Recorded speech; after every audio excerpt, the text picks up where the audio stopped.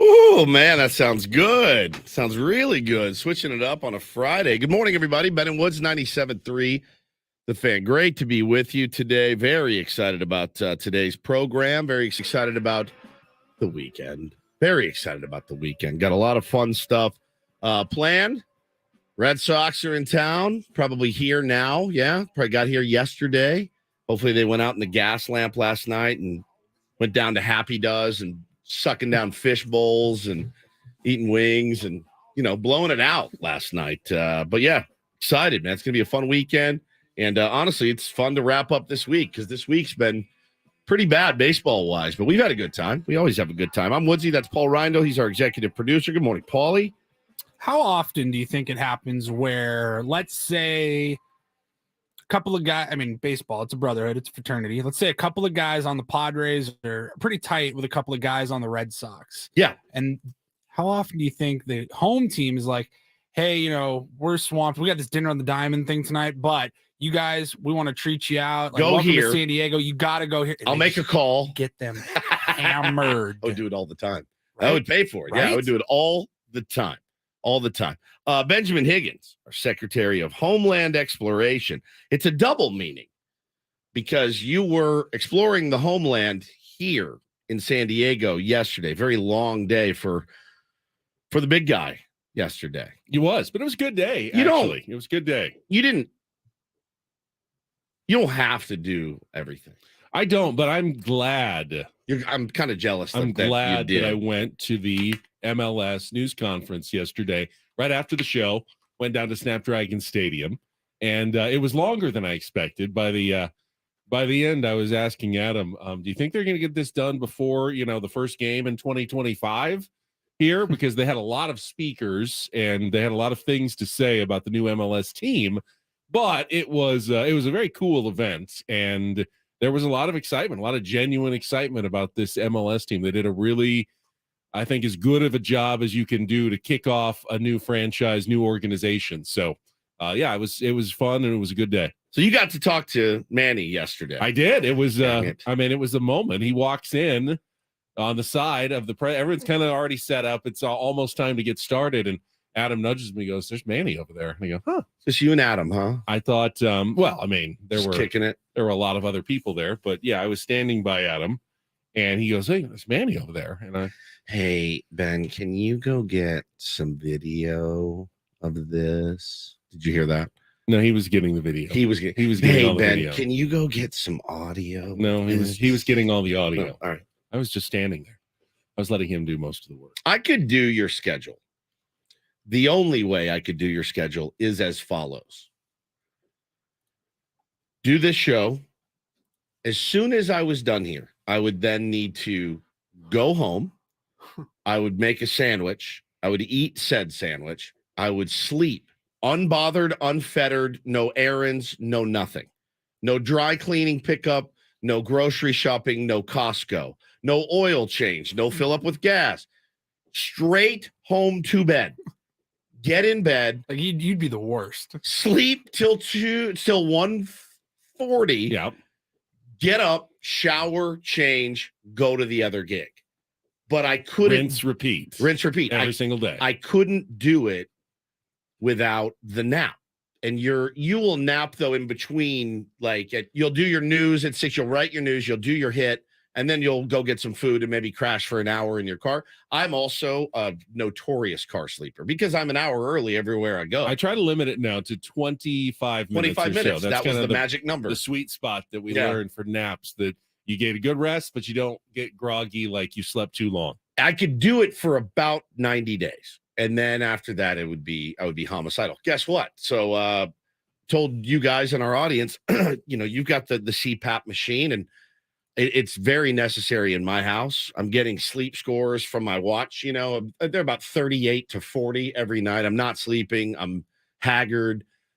So I did the sleep study, and they sent me the deal. Good morning, ladies. Yeah, hello, ladies. I sent you guys the picture of me and the wrap and the tubes up my nose, and with the sensors, with a very like crass comment. Yeah, it looked like I was going into hospital. I looked like Howard Cole when he was laying in the bed that time, but thinner and more attractive. But I took the sleep study. followed that MFer to the letter of the law, hit the button in the morning, sent the report. They got the report, mailed it back, did not mail it to myself. I mailed it to the right place in the right time. Get an email. Yeah, you failed your sleep study. Something didn't track. And I'm like, oh! So I have to do it again. Here's the thing. You know I need a CPAP machine. My doctor knows I need a CPAP. My Apple Watch will tell you this guy's going to die within about a week if he doesn't get it on a CPAP machine. So now I got to go through the whole rigmarole again of doing the sleep study again. And then now I'm panicked, which means that night that I do the sleep study, I will not sleep a wink because I will be laying there like a mummy, afraid to move. And so that's where I'm at with that. But man, the rest is important. And I always fear with you that you're not getting enough rest. I feel like that you don't rest enough. Well, I feel okay today. It's been a You good walked in this morning and I said, "How are you?" And you said, I'm okay. Yeah. And I said, "Why the long pause?" You said, long day yesterday. So I don't feel like you feel okay. Well, I mean, I did not get my normal Peloton in yesterday. I think it was more not the lack of sleep, but I didn't have time to go and do my normal exercise routine. And that's why I wasn't feeling particularly great today because I don't feel like I'm about to fall over with like tiredness. Right. I didn't have my normal day yesterday because of the event that I went to. So Airborne Figgy says, "Bro, what happened with the MLS and Manny cliffhanger?" Sorry, I thought everyone knew. Manny Machado is a minority shareholder and owner in the new MLS franchise. Yeah, so he walks in and Adam goes, "There's Manny," and I go, I wonder if he's just here to support the event. Yeah. And it's an off day, and maybe I was surprised that he would take his time on a precious off day to come out to a press conference that didn't involve the Padres or any Manny Machado function that I was aware of. And then it was made very clear when he was introduced a little bit later after they did the main owner and the Sequan tribal chairman.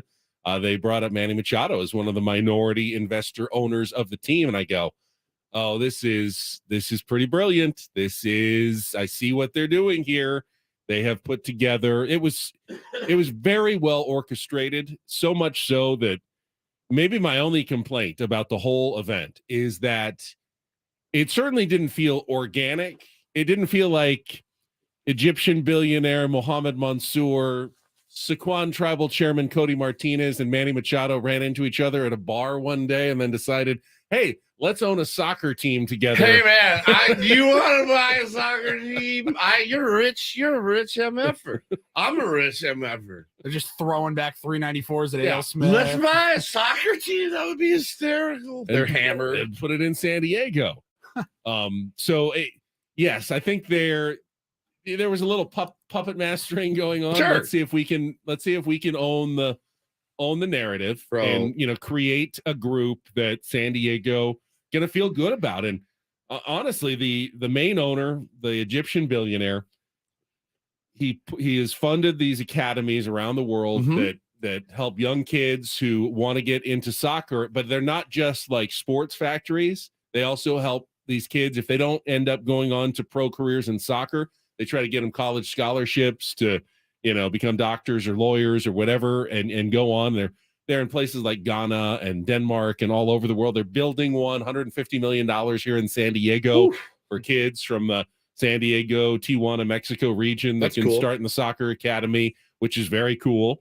You've got the Sequan tribe, as they said, as local as it can get. We've been here for 12,000 years. We are. That was a shot. We are local, and we are going to be here forever. That was an unnecessary, gratuitous shot. But they're trying to carve out their position. They want to be a San Diego team, and then of course you add Manny, one of the most recognizable figures in San Diego, who just signed an 11-year contract extension to add to his roots already now in this community. And this just further anchors Manny Machado and his wife and his family as, part of the San Diego fabric. Love it. And you get those people together, get them on stage, and, they won the press conference day yesterday. That's awesome. I mean, I had no idea that was a very well-kept secret. And I knew people that were involved in it, that knew about it.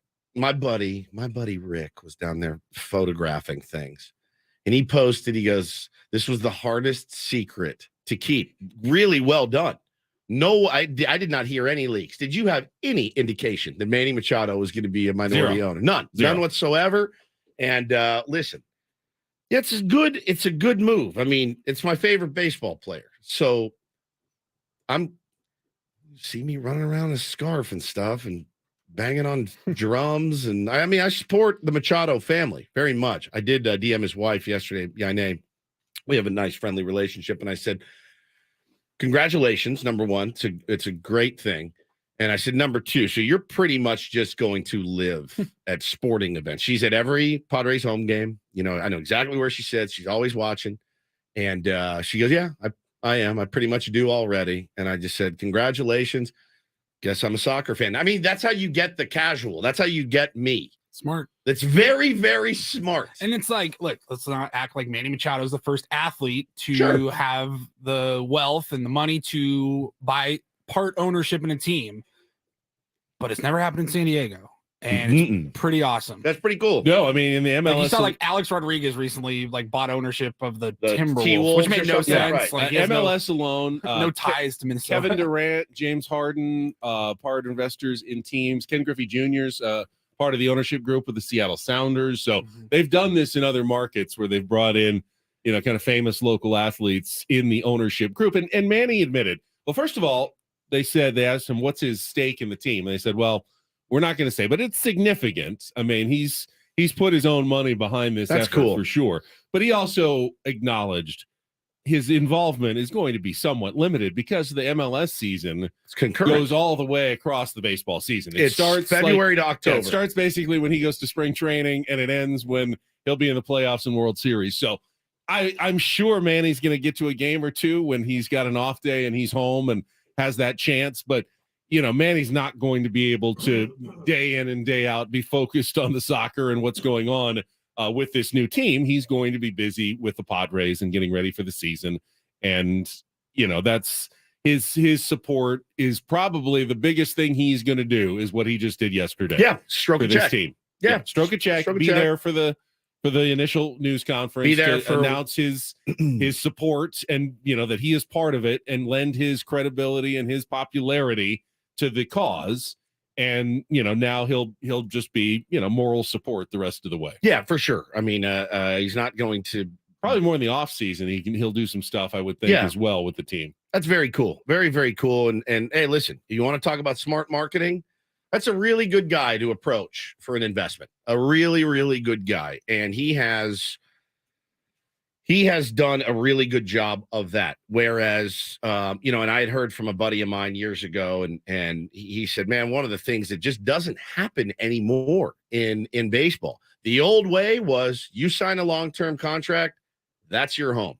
There is no getting on a plane when the last out is recorded and flying back to, you know, maybe go visit some people, but you have roots in your community, especially if a team invests a significant amount of money.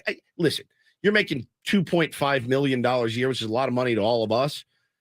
Fine, man. Do it. You want to go back to your, you know, house in Jupiter, Florida, have a ball. You make $300 million. You make $250 million. You live here in the offseason. That's kind of the unspoken, unwritten rule. And so many players don't. And I love that about Manny. I love that. He will always have roots in Miami. That's where he's from. That's where his family's from.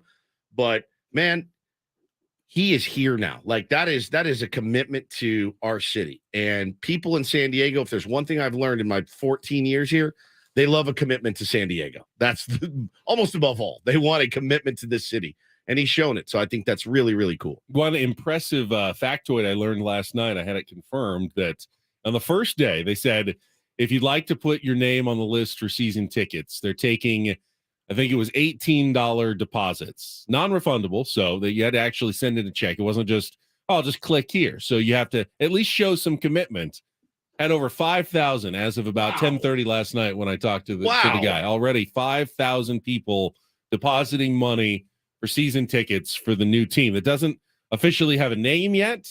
They were kind of calling it San Diego FC or no FC real San Diego. Color scheme. No kit, colors, crest. That's all going to be determined in the coming Well, months. I saw a clip. The CEO said, he said, you heard it here first, San Diego FC or FC San Diego. Yeah, Okay. they told me San Diego is going to be prominent Good. one way or the other. He said they haven't decided fully, but I did see someone say And sometime this one summer, of the two. they said they'll do the Crest. the San official Diego team name. Classies or something. It's probably going to be it's not. The It's San not going to be Diego that. Anchorman. Anchormen.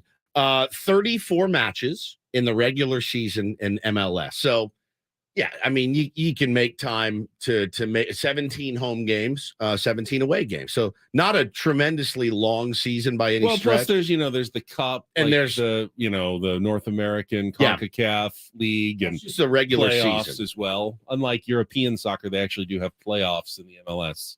Yeah. which is good. You see MLS teams do a lot of exhibition play against They call them Yeah. friendlies, right? They do. Friendlies. God, look at me. Johnny Soccer over here. I'm teams sorry. with Football. teams from the Premier League. The Premier League. Premier Premier. League. Premier. So Well, good stuff, yeah. Benny. I'm glad you went down there. You represented, and you got to see Manny get a little FaceTime with All right. the big guy. You gotta ask. How'd you introduce yourself to Manny? Was it Ben Higgins Channel 10? Channel 10. I didn't. I wasn't like Trent Krim, the Ben independent. Higgins from Ben and Woods? I just said. Ben I Krim. just started asking my first question. I assumed he didn't. So, need an Manny, this introduction. team's failure with runners in scoring position, what can you attribute that to? Is that a cast under that suit? Oh, He was yeah. wearing a brace. Had a little Sorry. brace. He was wearing a brace. Got to on the imagine left hand. an IL stent is coming. Just my gut tells me that. Seems likely. From what I heard, it seems likely that what I heard yesterday, and when this was someone who told someone who told someone, so I'm not reporting it, but they say it's Manny, so he could be back. He could be back today because it's Manny. But for a normal person, they'd usually say 2 to 4 weeks Ben Krim, to get that Us, field 6 to 8 weeks. ready to go. Yeah. Secretary of Homeland Exploration, Ben Krim. Krim. Ned, listen, great job going down there. Got a little FaceTime with the boss too. Smart. You're smart. Devious, but smart. We got to get going though because we got a busy Friday show. Is it my here. ditty? It is. It's Oh. your ditty. Cool. We've got a guest in our first hour, the great Doug Glanville, one of our favorites, another smart baseball talker, former player and MLB analyst for ESPN, going to be with us at 6:35. Coming up in our 7 o'clock hour in studio at the bottom of the hour, actor and comedian Craig Robinson. He's got a show or two this weekend, Yeah, right? Several shows this weekend in town. He's going to stop by. That's always fun when we get a Hollywood celebrity in our midst, Woods. And then it's a Friar Friday. We weren't sure if, what the Padres were going to be able to provide, but they have stepped up and give them credit here. AJ Preller, Morning, guys. president of baseball Hey, AJ. operations and general manager. I can't think he's looking forward to this conversation. This show's going No. to be like like drinking from a fire hose today. It's about to get really wheels Yeah. off in here. But he's committed to coming and talking to the tier ones about his team Um, and what was a very rough week for the San Diego Padres. So I give him credit. He is stepping up and he will be with us at 8 o'clock this morning. You definitely do not want to miss that. All of our regular features as well as we get started here. Friday upon us with Ben and Woods. Let's check traffic with Kelly right now on San Diego's #1 sports station, 97.3 The Fan.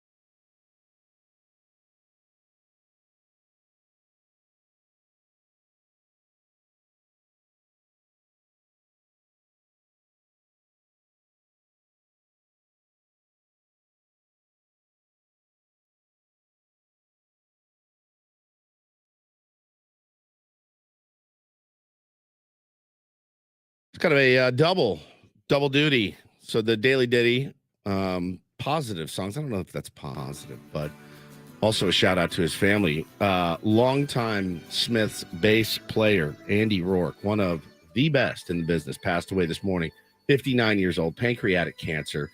Very, very sad. One of just, I mean, in a band with two superstars like Morrissey and Johnny Marr, that guy keeping it together. One of the best bass players, most underrated bass players of all time, passed away. Shout out to his family and a Daily Diddy selection. Shout out to his family. Big time shout out to his family. God, I love that band. Whew. I like the Smiths. Are you too. asleep? You look like you're about to fall I'm not. asleep. I'm just not sure where to go. I don't have a lot to comment. I didn't even know this guy. So I appreciate That's how I feel when I you learned start a- talking about the NBA. I just learned something from you, which is great, but I have zero comments on the bass How player was for your the comment? Smiths. I like the Smiths. Good comment. I I'm call him the best co-host in the business for nothing. that's folks. true. I watched 15 minutes of the Laker game last night for you, Thank you. and it was put me to sleep. Really? Yeah. I thought the first two games of the series have been really entertaining. And what did you have a problem with? It's just bored. It's just basketball. Yeah, I was just bored. No, it's pretty good basketball. Lakers missed an opportunity last night. They played really well for the first three quarters, essentially, even though LeBron and Anthony Davis did not have particularly good games. They had Rui Hachimura stepping up big time, and they were right in position to steal a game on the road, which is all they wanted to do. Take one of the two in Denver. They would have felt really good about themselves. And then they got cold. LeBron couldn't make a three-pointer, and Jamal Murray could not miss. In the fourth quarter, scored 23 of his 37. Could not miss. I mean, he was like Steph Curry out there with the step back threes, and everything was going in. And Denver pulled out the game again. They have not lost at home in the playoffs, and now the Lakers go back home down 2-0 with really no wiggle room in the series. Now, I do think the Lakers can get back in it. They may have lost the first two games, but not in a way that said, oh, there's no way the Lakers can beat this Denver Nuggets team. They absolutely can beat this Denver Nuggets team. The problem now is when you're down 0-2, you have one hiccup of a game, you have a bad shooting night, Anthony Davis comes out and has another lackluster performance, you're probably toast. So you have to win these next two. And if you do, the series gets reset, and then it's best of three, and you're right back in it. But they have the pressure on them now going back for game 3 tomorrow night at 5:30 at Crypto.com Arena. All right. So there's a little basketball for you There you go. early in the morning. And you got game 2 tonight between the Heat and the Celtics. We have in Boston. a late addition to the Ben and Woods program, something we are very excited about coming up next. We did not even tease it in the open, man. I did actually tease it. I missed that Yeah. entirely. Did Totally he? I missed it announced that entirely. Doug Glanville, one of our Damn it. favorites, One of our absolute favorites is going to be Doug joining us. Glanville. It's usually me who misses that sort of thing. It is. But it was a late addition to the program last night. Yeah, it was. When Paulie texted us. So I said, "Guess Doug who's coming on?" Glanville, Yeah. Craig Robinson, and AJ Preller on a Friday. Yes. That's how you do All radio. coming up. We'll That's talk how you with radio. We'll talk with Doug coming up next on San Diego's #1 sports station, 97.3 The Fan.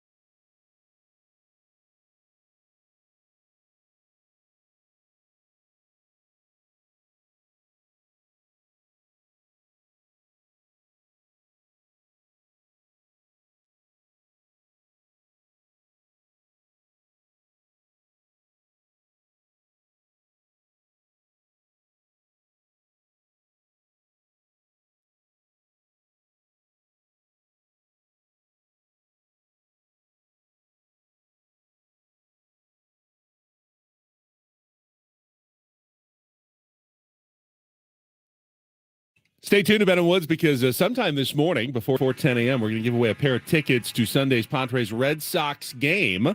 Like most games this season, they are trending towards sellouts, but I'm told there are a few seats remaining. You can actually go to Padres.com, still get in for this series. So keep that in mind if you're thinking about what you're planning to do this weekend. I'm going on Saturday night. Are you? Yeah, it's my son's 20th birthday. Nice. We're Happy gonna go birthday. Celebrate at 20. the game. 20. 20. Ah, 20. No longer a teenager, going to be a 20-year-old. 20. But Young wants to, kid when I met him. It's a wants good, to go to yeah. the It's game. 20 years old. a good age to be. And I said, yeah, that's a great idea. So 100%. I bet you we got can- free tickets through work, too. no, actually, we're going and sitting in my parents' seats. They're coming with us. Free got tickets free for your tickets parents. for your I bet you got parents. free tickets for your parents. They're good seats, though. Oh, they are. They are Yeah, really good I seats. really like those seats. They're good. They're just to the left of the that owner's well right there behind Yes. home plate. So It's really cool. good spot for Saturday night. Right now, though, we are joined on our premier Chevrolet of Carlsbad fan hotline by one of our favorites. You can see him on SportsCenter, Baseball Tonight, all across the ESPN platforms. Also hosts his own panel show, Class is in Session. A pleasure to welcome Doug Glanville back to Ben and Woods here on 97.3 The Fan. Doug, good morning. All right, Ben, how you doing? And well, good to be in the woods. Yes, Yeah. there you go. Well, more like in the weeds over here, Doug, is how we've been feeling. I wanted to ask you though. It was funny because sent your PR person sent over something. They said, listen, there's some information about Doug's show. Class is in session with Doug Glanville, and I told the fellas here, I go, I didn't listen to a lot of professors in college. I was head in the clouds a little bit. I said, Doug Glanville, I would listen to. I would go and pay with rapt attention with my pen and paper, listening to what you had to say. Tell us a little bit about this. Yeah, I mean, well, I'll tell you this. This came about 5 or 6 years ago, maybe a little bit longer. But I grew up in a town in New Jersey, Teaneck, which voluntarily desegregated. So the experience showed me about the power of sport bringing people together and being able to talk about social issues. So the course modeled that in many ways. I kind of went through the history of how sports has been an active part of social change, and then I bring it current, and then I look at how change is made. So I look at through the legal, through the legislative, the political, through the media, and yeah, it's been great. It's like I taught my fourth course at UConn. I taught it at Penn, my alma mater, and 1 year at Yale. And it's gained a lot of traction, and I just enjoy it because it's sort of the best of sport, right? Unifying and thinking about fairness when you talk about the rules applying to everyone. So yeah, it's and the show came about it from that 3 years. We're on our third season, and it's been just a bunch of guests talking about anything from NIL to our most recent episode where we're talking about the transfer portal. I mean, we get into everything, so it's a lot of fun. It's sometimes hard. We have trouble when it comes to talking about social issues in sports because they're constantly popping up. Take what happened with the Dodgers this week, where they got caught between the LGBTQ community and their Pride Night, and then the conservative Christian right element, the Catholic church that was offended by one of the honorees that they were going to have. They disinvited him. Of course, that was a big controversy. Ooh. Now, this is not just sports, obviously, Doug, but sports teams more and more, including baseball teams, are getting kind of caught in the middle. What would you say on Classes in Session about an issue like this with the Dodgers? Well, one thing I think about is I would say like Major League Baseball or sports, they need like a chief academic officer, because first of all, my class, I never run out of material. It's not even close. Like I just take current events and talk about stuff all the time. At one point we played the Astros apology, 2018 or 2019 or whenever when they got caught out there, and just talked about, handling that from a media standpoint. So there's no doubt that, there's a lot of complexities to these issues, and the players are, they're curious. You want to just have people informed, and, we can't know everything about everything. And I think that there's an opportunity to just give people the information at hand and just be able to talk about it.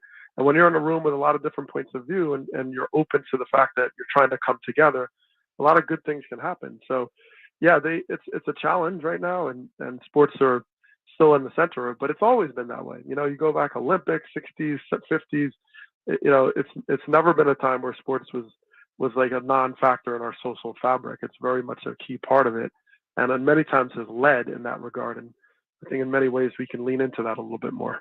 I like that answer a lot. Talking to Doug Glanville here on Ben and Woods this morning, and speaking of complex, you were a hitter at the big league level, and a good one at that. And hitting is very, very complex. And would you say even more so now? I mean, there's a lot more information being thrown at you. Was it easier to hit back in your day, Doug? Yeah, there's no doubt. I mean, today there's so much they have to synthesize, and the information is there, and you want to use it. Like, oh, on a 2-0 pitch, they throw you 12% slider. You want to understand it, and but you're also dealing with historic velocity. You're talking about and the specialization. So if I was playing today, they'd have somebody in the bullpen just for me. Yeah. And it'd probably be a sinker baller where I'd foul the ball off my shin or swing over it, and that would be it. So you just have to be able to adjust so quickly.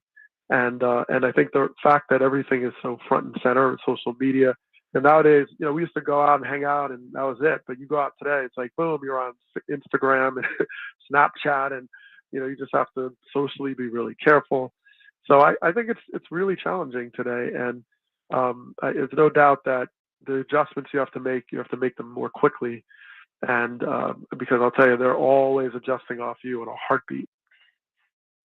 Doug, we're dealing with something a little unfamiliar to us in San Diego, and that is a team with massive expectations, which we rarely have had in this town, not living up to them so far. And I think we're all trying to figure out how to do with it. But I wanted to ask you what you felt. You've played on teams with expectations before. Is that something that weighs on players, that can be a factor when, hey, this team, this World Series or bust this year, man, sort of thing? Yeah, without a doubt. And it's like you said, it's somewhat new to San Diego in that sense. And, we talked to Bob Melvin. I've done a lot of Padre games, and he's like, we're kind of the main gig in town, right? You don't have the football team. You don't have, so it's Padres, and the fans are into it. They're paying attention. It's a great time to be a Padre fan in Padre baseball, especially with the investments they're making.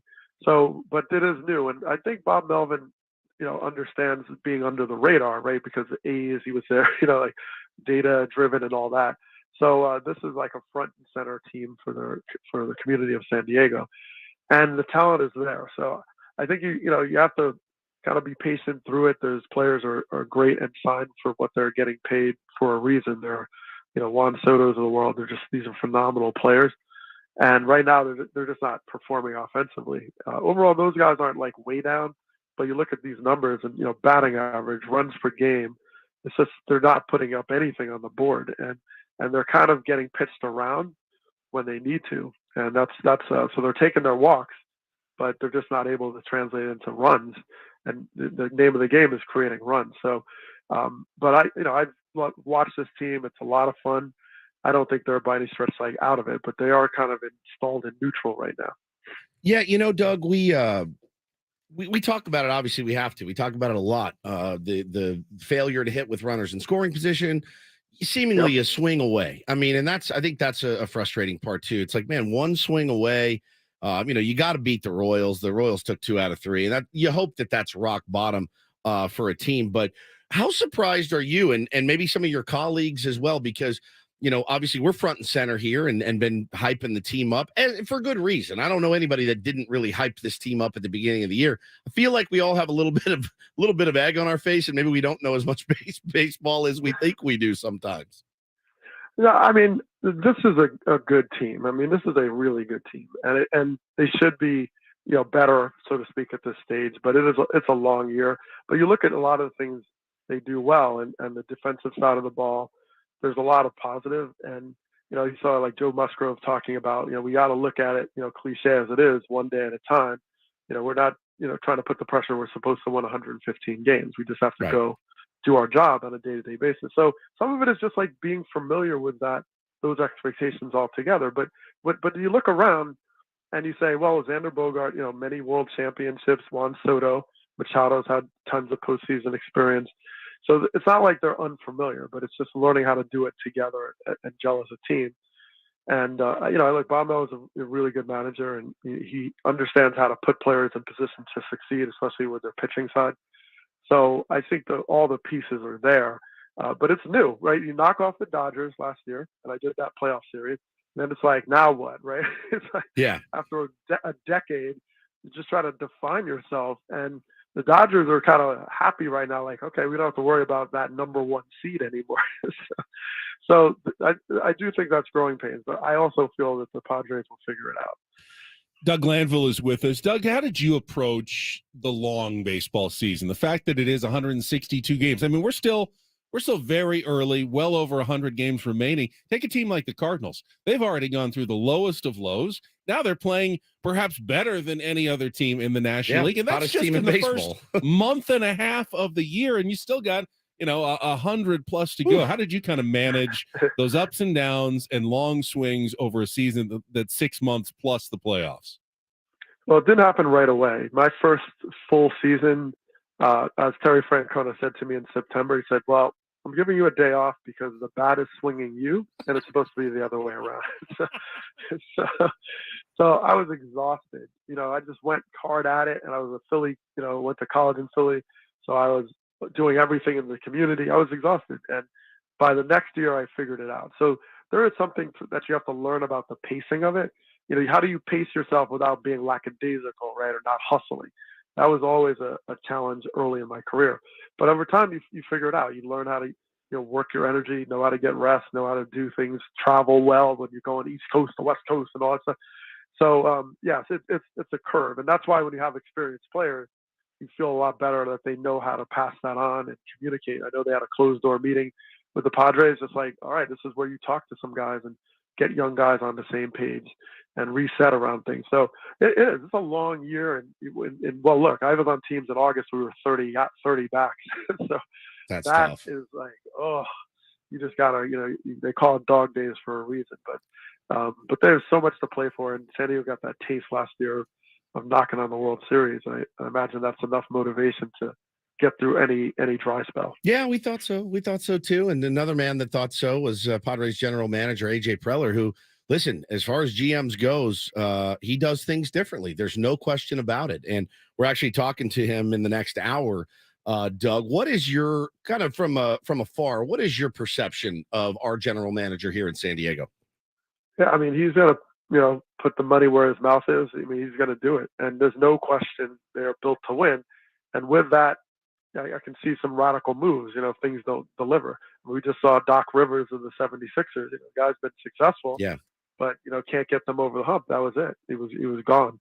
So I imagine he's someone that's going to be, quick to make changes and whatever he needs to do, because they have to be better for many reasons. There's too much talent in that room. They literally have the pieces. Like, you don't necessarily need to add anything. So Musgrove got to get back in the sync. All these things, they're already there. They probably need the setup, man. That was a little bit of a problem, but getting Martinez back in the bullpen, best thing you could do. Phenomenal, because he's one of the best at that. And so, yeah, I like that Preller is going to be aggressive, but he's winning today. There's no like I'm building. No. He's paying to win now, and they already beat the Dodgers last year, so there's nobody in front of them except themselves. And I think because of that, he's going to hold them accountable to that. And I think that's going to be the big question mark, like how they actually respond to that. Doug, really enjoyed our conversation as always. Thanks for giving us a call up this morning, and have a great weekend. Appreciate it. Thanks for having me on. Thanks so much. Doug Glanville from ESPN with us on our Premier Chevrolet of Carlsbad fan hotline. Save money the right way with Premier Chevrolet of Carlsbad. Visit them today in the Carlsbad Auto Mall. Chevrolet, find new roads. Our pal Adio B. Royster, who lives in Philly, is a huge Tier 1 Padres fan in enemy territory, said, man, I love listening to Doug talk. He's so soft-spoken and just calm. He's a calming influence. He goes, and he said in the chat, he goes, the Philly media ripped him because he was so calm.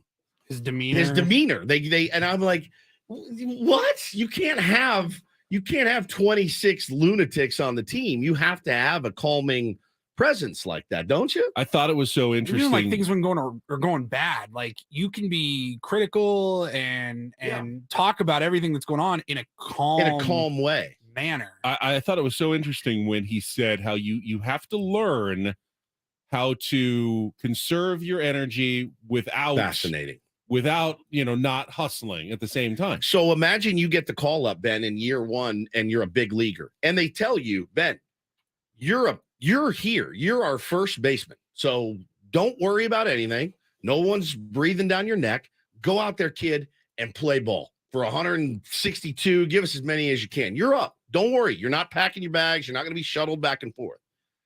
What are you going to do every day? Guns blazing, hair on fire. I belong. I'm a part of this team. Yeah, like you said, first year he gets to August and the bat is now swinging him instead of the other way around. And I love stories like that. And again, it's you got to learn those lessons as you go. I can't imagine 162. I can't even wrap my head around it. The mental and physical grind that must be. I always wonder, does one day really do anything after you've played 30 in a row? It's got to shut you down. One day, and then you're coming back, and okay, well, now we got 17 more in a row after this. I know, but like if you get to sleep in on a Friday, you get one extra day, just kind of a little bit of a recharge. If you fly across the country for a farm to table meal, you feel a little bit recharged. That energy just returns to you. So it's got to clear the head at least. You got to take a quick check of traffic. We're not done with this segment yet. Don't go anywhere on 97.3 The Fan. We'll be right back. From the Premier Chevrolet of Carlsbad Traffic Center, part of the Premier Auto family, here's Kelly Danick. Crash has cleared on northbound 5 near L Street. Got a couple problems in the North County, though. Seeing a lot of brake lights toward this crash. South on 15 before Gopher Canyon.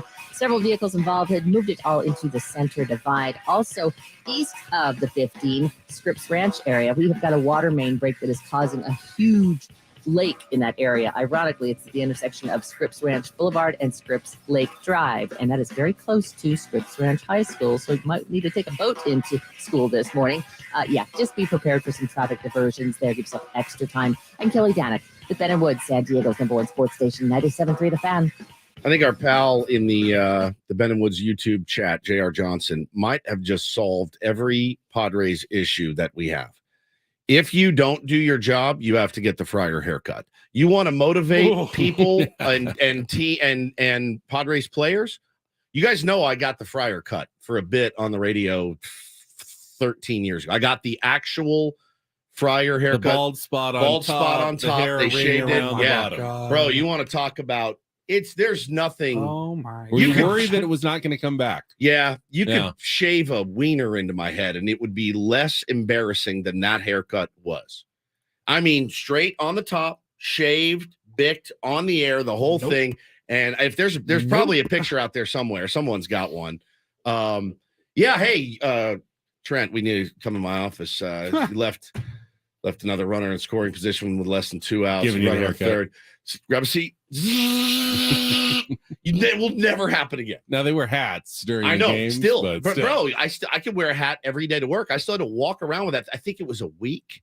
I had to do a week with the Friar cut, and people, then you got rid of the rest of it. I shaved the whole thing. Yeah. Oh, it was mortifying. JR, that's one of the better ideas I think I've ever heard in my life. By the way, that was interesting because it's the second straight day we've had a veteran ball player from the 90s on. Yesterday was Brett Boone. Today was Doug Glanville, who said, I don't think there's any reason to panic about the Padres. They still look to me like they're a good team. Yeah. You just have to wait for them to show it. It's very hard. It's both the most frustrating part and the simplest part to understand about all of this is that it's really just one problem: hitting with runners in scoring position. Yeah, it's just, and pitching's been great. Hitting, bullpen's been good. Defense has been great. Just hitting. Getting on base. They're drawing walks. A ton. They're on base all the time. Can't get it. Hit. This hour on 97.3 The Fan brought to you by Hint Water. Hint Water, delicious fruit-infused water with no sugar or diet sweeteners. More than 25 amazing flavors, including watermelon and pineapple. In stores or delivered from hintwater.com. All right, we'll come back, give you an update on the PGA Championship. Also can start looking ahead to this Padres Red Sox series and take on Woods next on The Fan.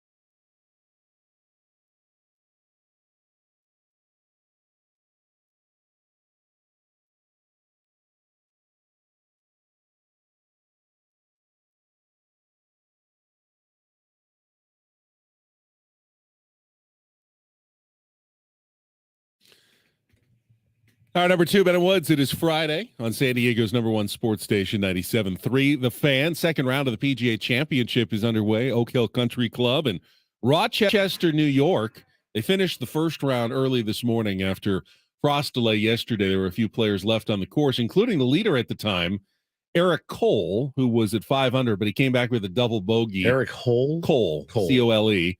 Came back with a double bogey, ended up at 3 under, which made Bryson DeChambeau your sole first-round leader at the PGA Championship. It was a bit of a surprise because Bryson, you may not have noticed because he's been gone on the LIV Tour for a while, but he has been struggling for the last couple of years. He's slimming down. Injuries, a lot. yeah. He's kind of changed his philosophy again. He did the whole bulk up, trying to hit the ball 400 yards thing, and won a U.S. Open that way. But then the body broke down. He started playing, really some bad golf. Ended up dieting, losing about 40 pounds. Kind of easy for these guys. He says, "You know what? I'm tired of me making it so complicated. I'm just going to try to get back simple, consistent golf, and it's working for him so far." Shot a 4 under yesterday. Although he did, this was an embarrassing moment. He was on the 17th hole, his second shot, and he yanked one way left toward the 18th tee. In front of him, there was a club pro who was teeing off named Kenny Pigman. And even though he yelled 4, Pigman, Kenny Pigman. Wonder if he ever got any grief. And Pigman does the whole, you hear 4 and you kind of duck. Yeah, just drills him right in the back. Oh my God! Guy is about to tee off on the 18th in the back. Yeah, drilled him. This is my nightmare. Right in the back. Bryson came over and sorry, man, but I'm fine. I'm fine. Guys, you don't want to get hit. Bryson in a line drive by. Bryson's definitely high on that list. Dustin Johnson shot 3 under yesterday. He is still at 3 under through 6 holes this morning, tied for second place with Justin Rose, Scotty Scheffler, Corey Connors. Adam Scott is also 3 under, playing really well. And one of the club pros, a guy named Michael Block, is at 3 under today and 3 under for the tournament. Just one shot back. More importantly, though, are some of the names that are having horrid tournaments. John Rahm was 6 over yesterday. It doesn't look like a Grand Slam is going to happen this year. Wow. Just this is very tough course. They're saying, you miss the fairways, you're in trouble, and they're hard to hit. They're narrow, they're fast, and John Rahm did not drive the ball well yesterday, was in the rough a ton, and that led to a lot of bogeys. You miss the greens, then they're tough chips, and you hit the hill, they come right back down at you. That happened to John Rahm once, and those strokes add up pretty quickly. Par 70, long course, 76, that's 6 over, and he's pretty much out of contention at this point after the first round, which was a big surprise. Guy like Sam Burns has been playing well. He's 12 over right now. He's 8 over through 7 holes today. If you want to know how hard this course is playing, 8 over through 7? 8 over through 7 holes in there today. So it's tough golf right now, but there are still some names at 2 under. You got guys like Max Homa, Victor Hovland, Keegan Bradley, but Xander Schauffele got off to a terrible start. He was 4 over through 3 holes yesterday. He has recovered. He's back to even par for the tournament, 2 under through his first 6 holes today. So a good recovery to get him back into contention and on the right side of the cut line for San Diego's Xander Schauffele. All right. There's your PGA Championship right there update. All right. Padres last night had an event. They did. I don't know. I saw some video and clips. Don and Mud were the host. It was the dinner on the Diamond night at Petco Park. It looked like a real scene. They had some Family Feud going. That looked amazing. Everyone dressed to the nines. In fact, the Padres put out a video, like a fashion video, where they asked each player, "Who are you wearing? Who are you wearing?" And there were some funny answers.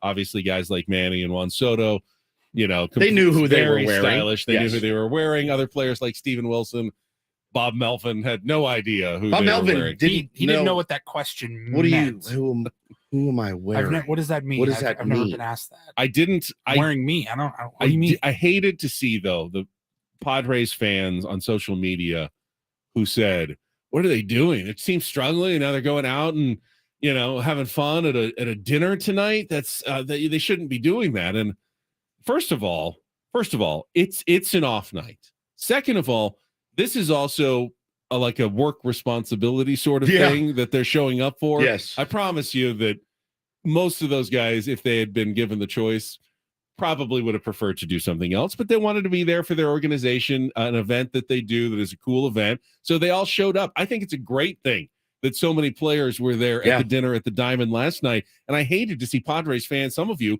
ripping the team for being there. Like, oh, you should be the batting cages right now. You should be looking at something. This long baseball season. Hey, listen.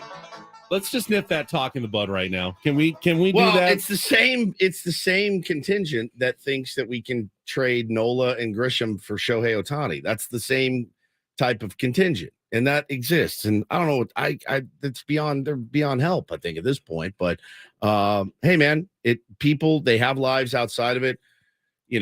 It's not going to. It's a dinner.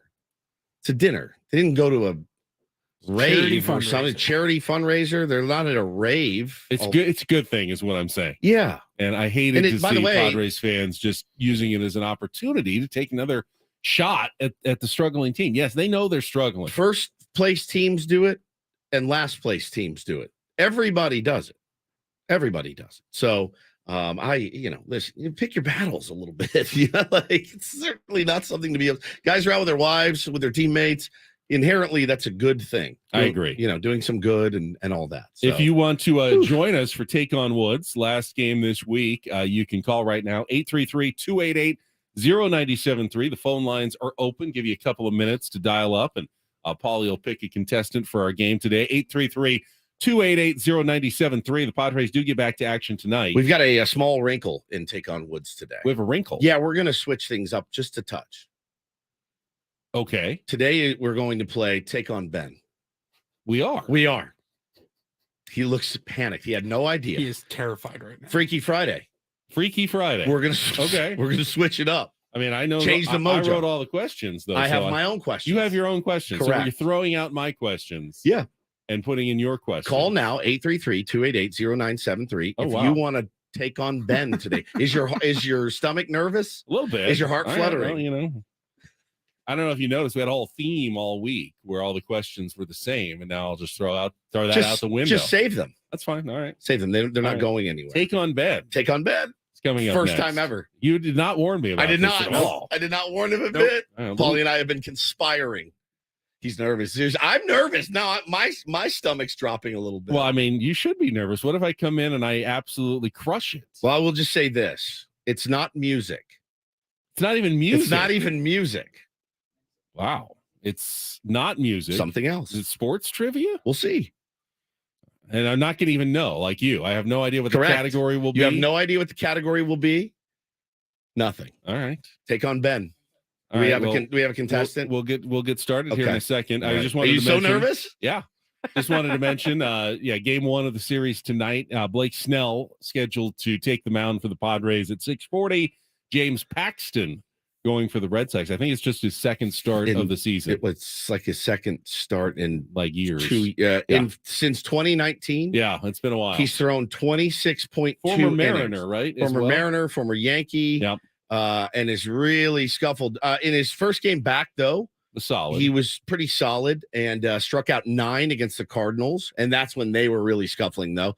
By the way, would it surprise you guys to remember that Blake Snell has now thrown 6 innings, 3 straight times, going 1-1 with a 350, 17 strikeouts in 18 innings. I like where he is trending. So let's get that man a few runs for once tonight off of a left-hander that was really nasty in his career, but is on the comeback trail. The pitchers deserve some runs. Blake Snell's probably the one has been the most criminally under-supported by the Padres offense this season. Indeed. All right, let's get to it. All right. Let's play our game. Time to play our game. I get to leave. Oh, my God.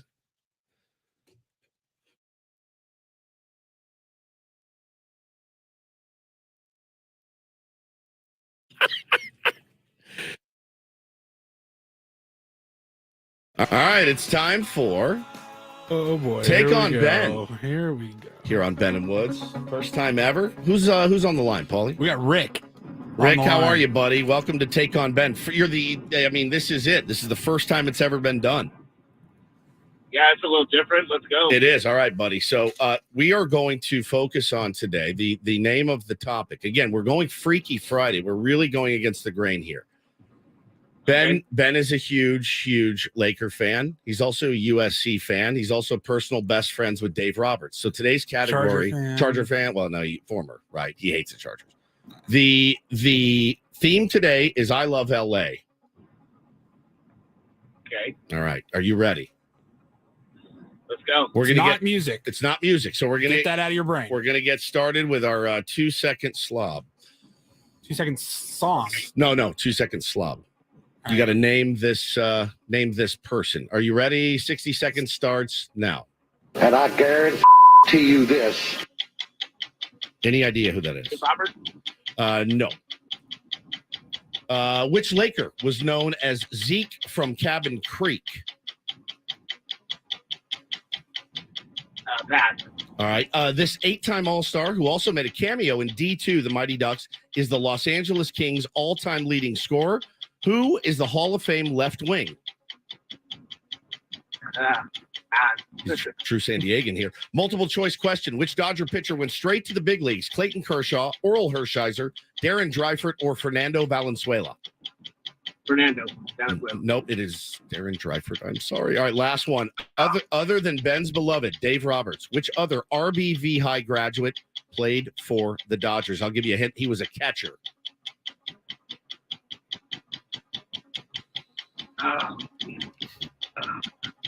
The Jaeger.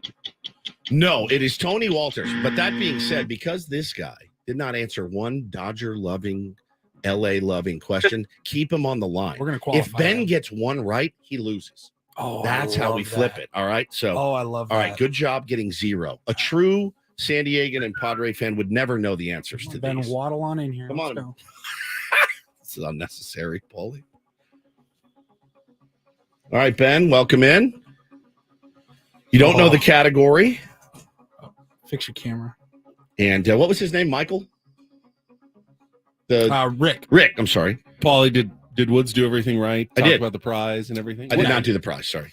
But Rick, his score is locked in. Yeah. Ben, you are playing for Yeah, Ben, you're playing for. a 2-night stay at Westgate, Las Vegas, and tickets to the Little River Band. Little River Band garnered a huge chart success with multi-platinum albums and chart-topping hits in the 70s and 80s. I know you already know that, though. See the rock band in the International Theater at Westgate, Las Vegas Resort and Casino on August 5th, 2020. Now that you're off Twitter, what did you do in your isolation booth? Because I just scrolled Twitter, but you just go out there Look at and the Athletic. All right.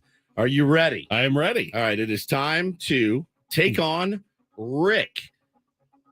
Paulie, play the 2-second slob. Name that slob. Name that slob. And I guarantee you this. That's Tommy Lasorda. Correct. Which Laker was known as Zeke from Cabin Creek? That was Jerry West. This 8-time All-Star, who also made a cameo in D2, the Mighty Ducks, is the Los Angeles Kings' all-time leading goal scorer. Who is the Hall of Fame left wing? Wayne Gretzky? Multiple choice question. Which Dodger pitcher went straight to the big leagues? Clayton Kershaw, Oral Hershiser, Darren Dreifert, or Fernando Valenzuela? Darren Dreifert. Correct. Other than Ben's pal Dave Roberts, which other RBV high graduate played for the Dodgers? I'll give you a hint. He was a catcher. Ooh. 2 games. Two Two games? games for the Dodgers. RBV. Yep. Nothing's coming to me on that one. Any guess? I guess this is the last one. Yeah, last one. Austin Barnes. No, that is Tony Walters. Was his Tony name. Walters. 2 I think of him with the games Rockies. for the Dodgers. How many did I he don't get right? remember 3. 1, 2, Yeah. 3. 3 out of Right. 5. Ben, you do a great job. Rick got 0. Okay. Well, That being said, Rick wins. Rick wins. No true San Diegan would know the answers to those LA loving questions. That was, who was the hockey league? Luke Robitaille. Luke Robitaille. And then you missed I missed Tony Walters. Walters. Yeah, I Tony think of Walters. him as a Rocky. Luke Robitaille. So congratulations, Rick. You have qualified a true. The category was I love LA. Ah, You know, the Lakers. well, at and least I didn't everything get else. 5 out of 5. That's I'm true. Feel good That's- about that. What did you think of your first foray? It's nerve wracking. That is isn't nerve it? wracking. Isn't it terrible? Yeah. You tricked me though. I did. I thought I wanted to get answers right, and I truly wanted to get as many wrong as possible. You wanted to blame. I almost said Kurt Bavacqua on the first one. That would have been a great wrong answer. He would have been very mad at you. Did you like 2 second slob instead of 2 second song? Probably take some grief for that. Don't care. It's all right. That was All fun. right, that was fun. Bavakwa. All right, good job. Good job, Rick, in not knowing any of that. Did he know that he wasn't supposed to know anything No, before? no. Well, After he got it, I said, you know to what? make sure he was in the mother You've just won the lineup game. because I kicked that ass any day in a week. Couldn't have thrown a UCLA or USC question Right. in there for me. Or... Dreifert was an interesting one, though. I thought it was Valenzuela. I was between Valenzuela and Dreifert, but something in my brain just told me I think they brought Darren Dreifert right up. It was something weird. He's the guy who threw the water bottle at me once in the Dodgers Oh my clubhouse. God! Remember? Have we heard this story? Yeah. I don't know that we have. Yeah, no, I think I told it once before. Did you? Craig and I were interviewing. We were interviewing one of their coaches, I think, for the pregame show, and we were asking about Darren Driver. He was injured again because he was oft injured. Yeah, and oft injured. It was a big story, and they go, dealing with the injury for Darren Dreifert, and all of a sudden, this water bottle goes flying by my head, and I look in the corner. Darren Dreifert wasn't happy about two San Diego reporters asking about his injury in his clubhouse in an interview at the time. Did you say anything? No, God. We That's finished the interview and walked out. That's quickly. uncalled for. A little bit, but it was also probably somewhat uncouth of us to. Maybe we should have kept our voices In down front a of little bit him. more. Yeah, I liked it. Didn't You see see him back there in the corner. Two reporters doing their job in there. True, we were. That's it. We were That's it. for sure. All right, see that he was frustrated. This is how we reverse. This is how we reverse. All right, I like it. All right. We got Don't Do This coming up next. I got a great do this. It's another surprise for you guys. It's a message we got from one of the tier ones out there that may actually blow your mind. And then comedian, actor Craig Robinson going to be in studio at the bottom of the hour. So you do not want to go anywhere. More Ben and Woods coming up after a check of traffic here on 97.3 The Fan.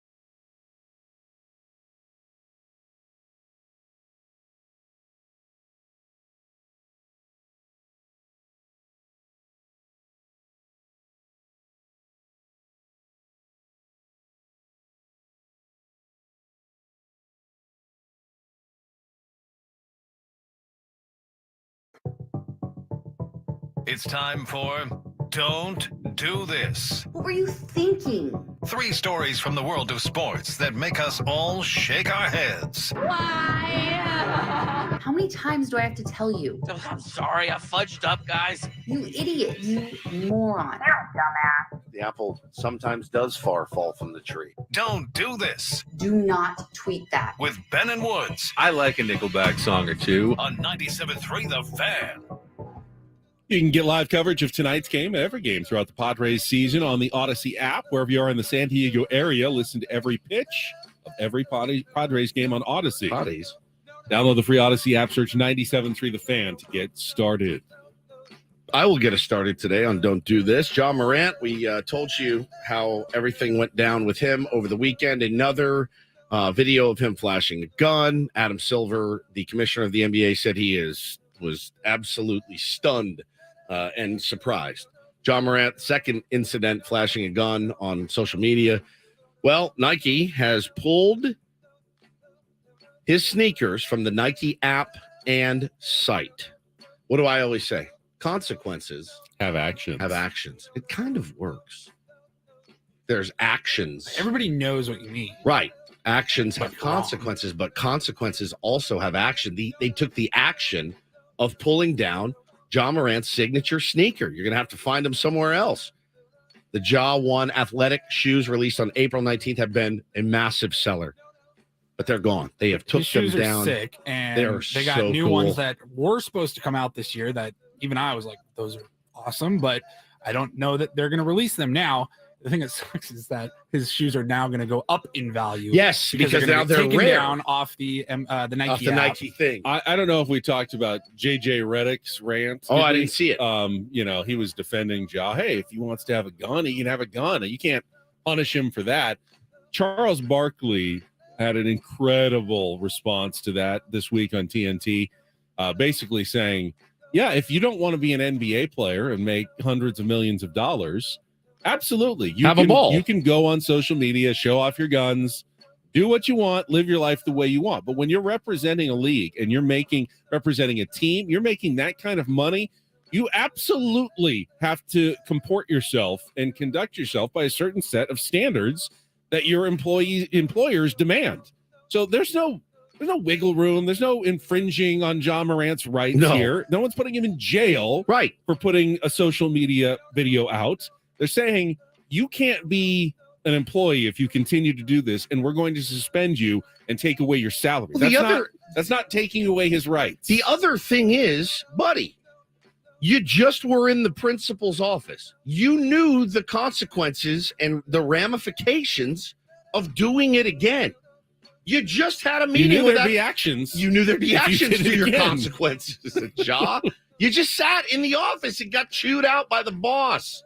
And now, I think that's an absurd take. Absurd. All right, my turn. Speaking of actions and consequences, Tom Kim didn't understand, perhaps, when he hit a ball on the 6th hole at the PGA Championship, his back nine, so that would have been his 15th hole, across a creek.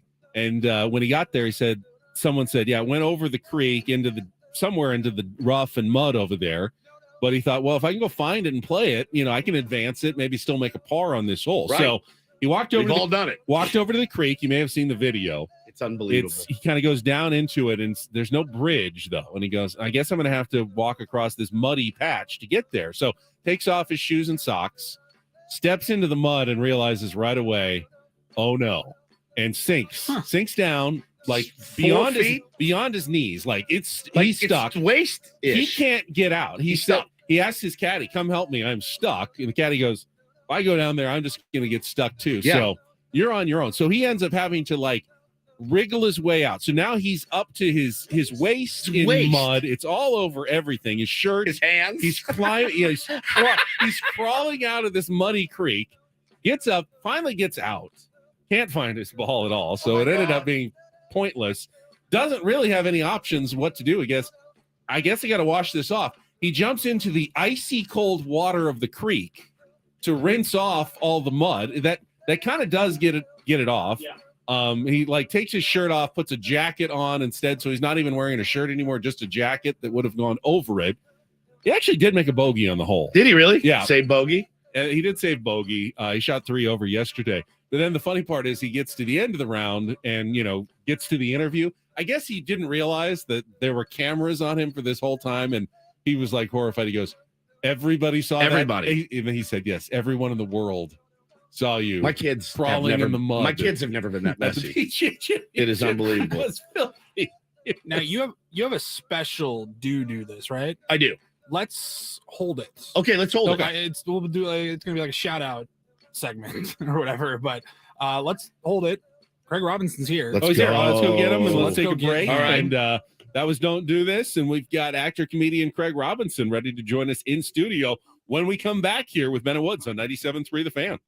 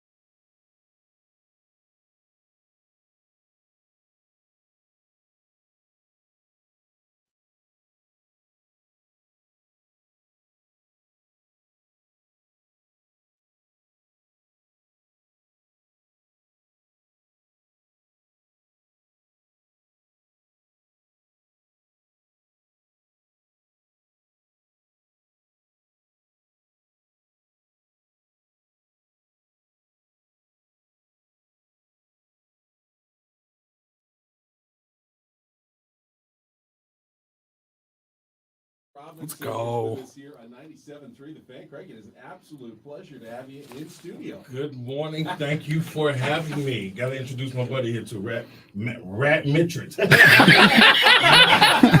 Richards on the show with me this weekend along with Ralph Roberts. Good morning. All those flubs, and I'm famous for them on our show. So thank you for making me feel better. Rat Richards is fantastic, man. Welcome in. I know I was asking you downstairs. You usually get up this early. You said you're not super unfamiliar, but you're making the rounds and getting everybody to come out to the shows. Well, the shows are sold out. This is strictly to say hello to the people. Oh, I love that. Different platforms. Because you could be asleep right now. I could be asleep right now. And the show would still be sold out. Okay, I agreed to this a few weeks ago. Yeah.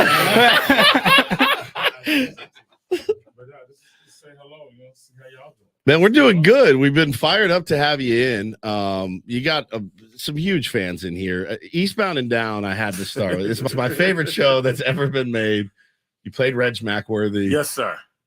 It's just an unbelievable. It's so wheels off. It's so. How much of that was improv by you guys? Oh man, I don't know. It's been a while. It's been a while, but you definitely had some freedom to play. I think one scene that comes to mind is when I was like, I see you in a week, and that's then I was like, it's 7 days. I was like, how many? I had to break it down, and then we just improvised going back and forth, because I was like, no, specifically, how many hours is that? So stuff like that, or it was those outtakes with Will Ferrell, just obviously trying to. He doesn't care about the take. He's just trying to kill us. But have you seen Bat Fight? No, I've not seen Bat Fight. No, I'll look up Bat Fight. Okay. That might be my best work. Bat Fight is your best work. Bat Fight, yeah, better than Reg McWorthy. This happened. Bat Fight. We were on set, and I said to Will, I said, "What if we just start like circling each other with these bats?" With a bat. And then he said, "Bat Fight," and then I waited till he got off, and then we just shot it in the parking lot. He improvised the song that you're going to see when you watch it. But in the meantime, don't forget about Killing It on Peacock. It's out there now, and it's we got season 2 coming up later this year, so you can catch up. Now, I watched the first episode yesterday. Now, it got me like right from the get-go. I don't want to spoil anything, but the scene with your dad, the guy that plays your dad, is funny as hell. And then you're like, oh my God, all right, here we go. We're off and running. We're here now. Now, we're in it. Your involvement there is more than just acting on that show. Yeah, I'm a producer, and that's it. You write for that show too? I don't write. No writing. Outside of the improvs, we do whatever. But no, that's up to the staff. And the staff. Dan Gore, Luke Del Tredici, they were the head of Brooklyn Nine-Nine. Oh, nice. So while I was over there, we started talking about doing something for after Brooklyn Nine-Nine, and then it's become this. Well, Craig Robinson joins us in studio this morning. Obviously, you're known for a lot of things. I mean, you've been in a ton of amazing movies. You always seem to make me happy, is what I said yesterday. When I see you on stage, when I see you on film, on TV, and I go, he puts me in a good mood. That's a good thing for a comedian. It is, yeah. Like I feel like because you played Daryl, and Daryl's such a beloved character from The Office. What's the other side of Craig Robinson like? Dark, brooding. You don't want to know. Dude, I get the happy. I get that from my mom, man.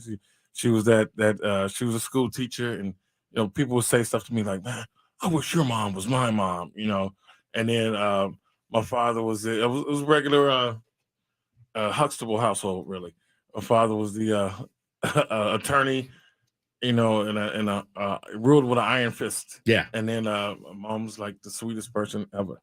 So that's where you get your jovial mood from. Yeah, and she was funny and musically inclined. She was playing and singing for us while we were in the womb. So that's the music just came naturally.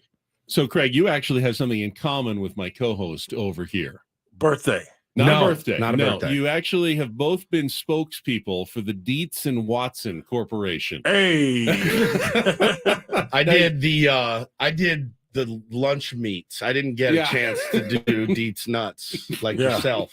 Well, it's actually meat as well. The It Deets is. nuts. Yeah. The meat Yeah, nuts. the The nuts. meat nuts. Yeah. Meat nuts. Right. How crazy is that? And delicious. Have you had them? They're amazing. They are. Yeah, we did. Everything they make. We Literally, literally yeah. went and we played your commercial on our show, and we went and got Deets Deets nuts. Right on. Tasted. Put them Deets right in our nuts. mouth. You hear that, Deets? When Bring you it back. when you do bring We it back learned for about sure. the lunch meat wars, though, that Yes. go on between them and their competitors. I did. It's pretty Lunch meat intense. wars. Lunch Oh, yeah. meat wars. Oh, Oh, sounds it's like the mafia. An amazing Yeah. documentary on Netflix. Yeah. It sounds like I'm it not should be. kidding. It was Lunch Meat Wars. It was them against the Oh, other great big comedy. brand. I Yeah, won't we mention won't the other mention them, brand yeah. because you can't say them. But Yeah. when you do a spot like that for Dietz and Watson, and number one, they hand you the script and you're like, done, right? Like, Oh yeah, that. Done Yeah, deal. sure. and do you get like Dietz nuts for life? No. How many Dietz nuts did you get? I did get a few packages. I probably could get some more, but Just gotta make a phone call. yeah, man. Those things, yeah, they're dangerous. They are.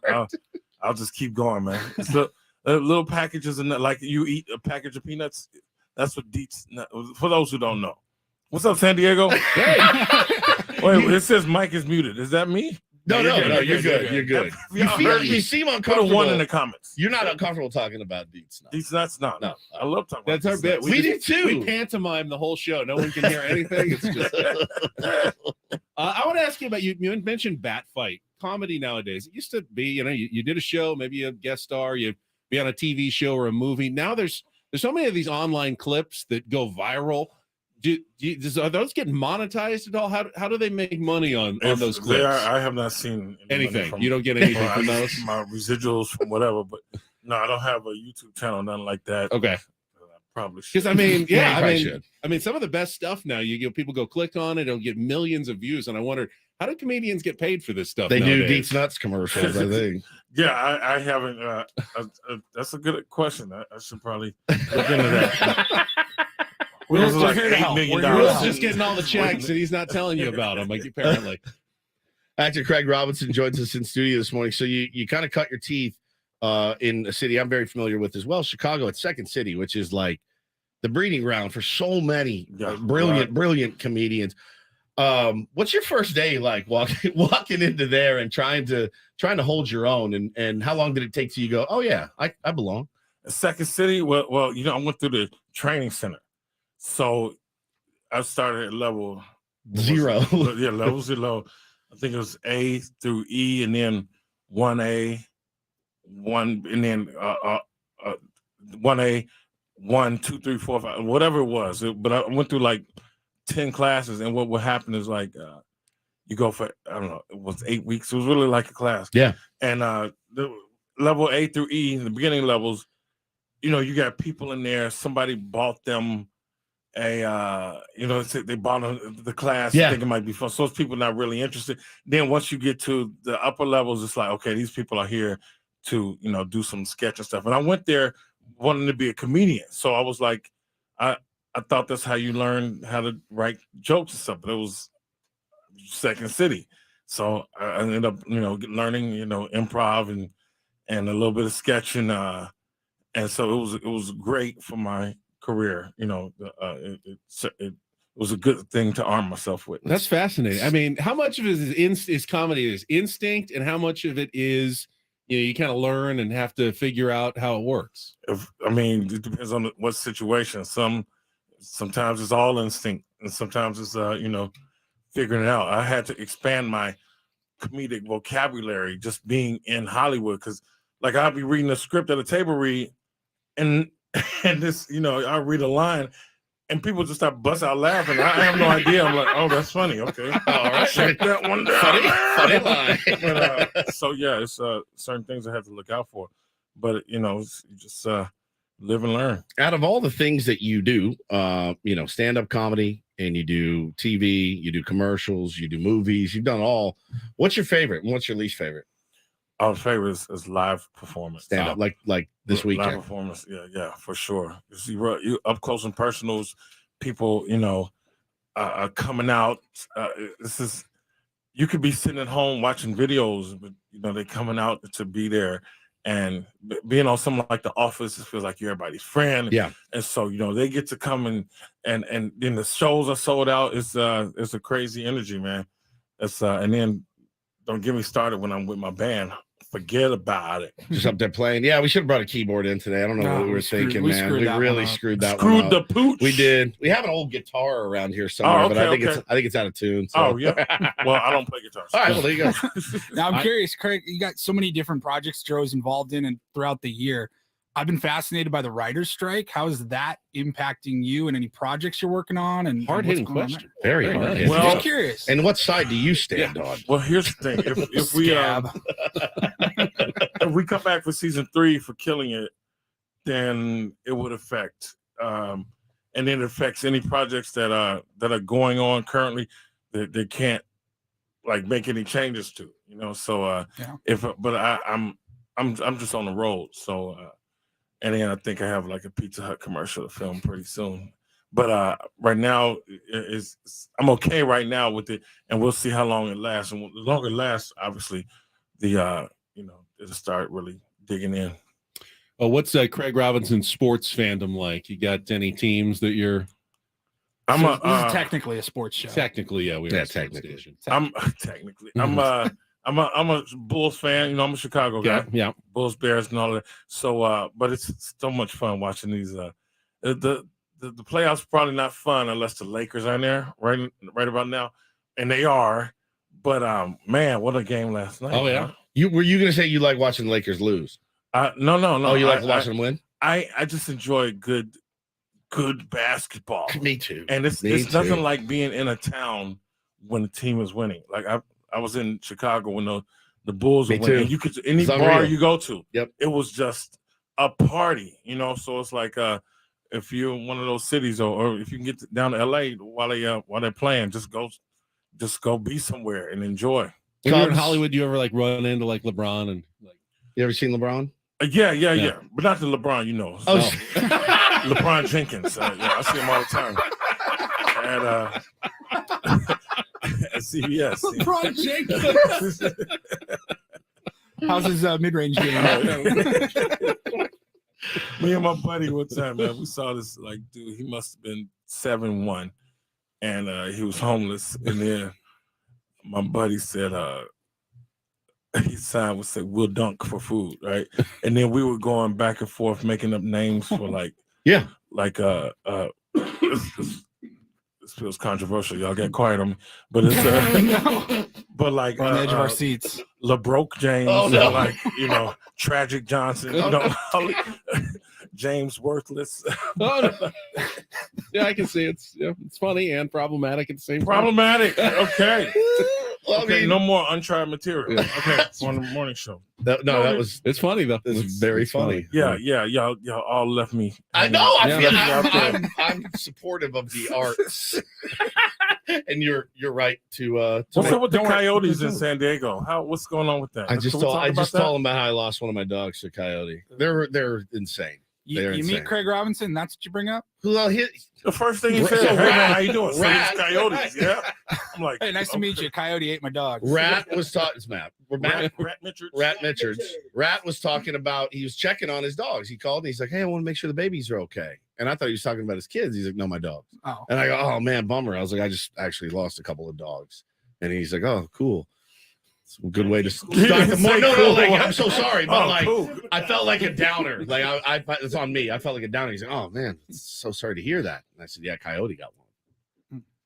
Let's go back to the homeless material. Let's do it. I think that was probably something more uplifting. You don't have a lot of coyotes eating dogs in your stand-up routine? It hasn't happened, but they're where I live in LA. They're everywhere. There's 3 coyotes that around between 11 and 11 p.m. and 3 a.m.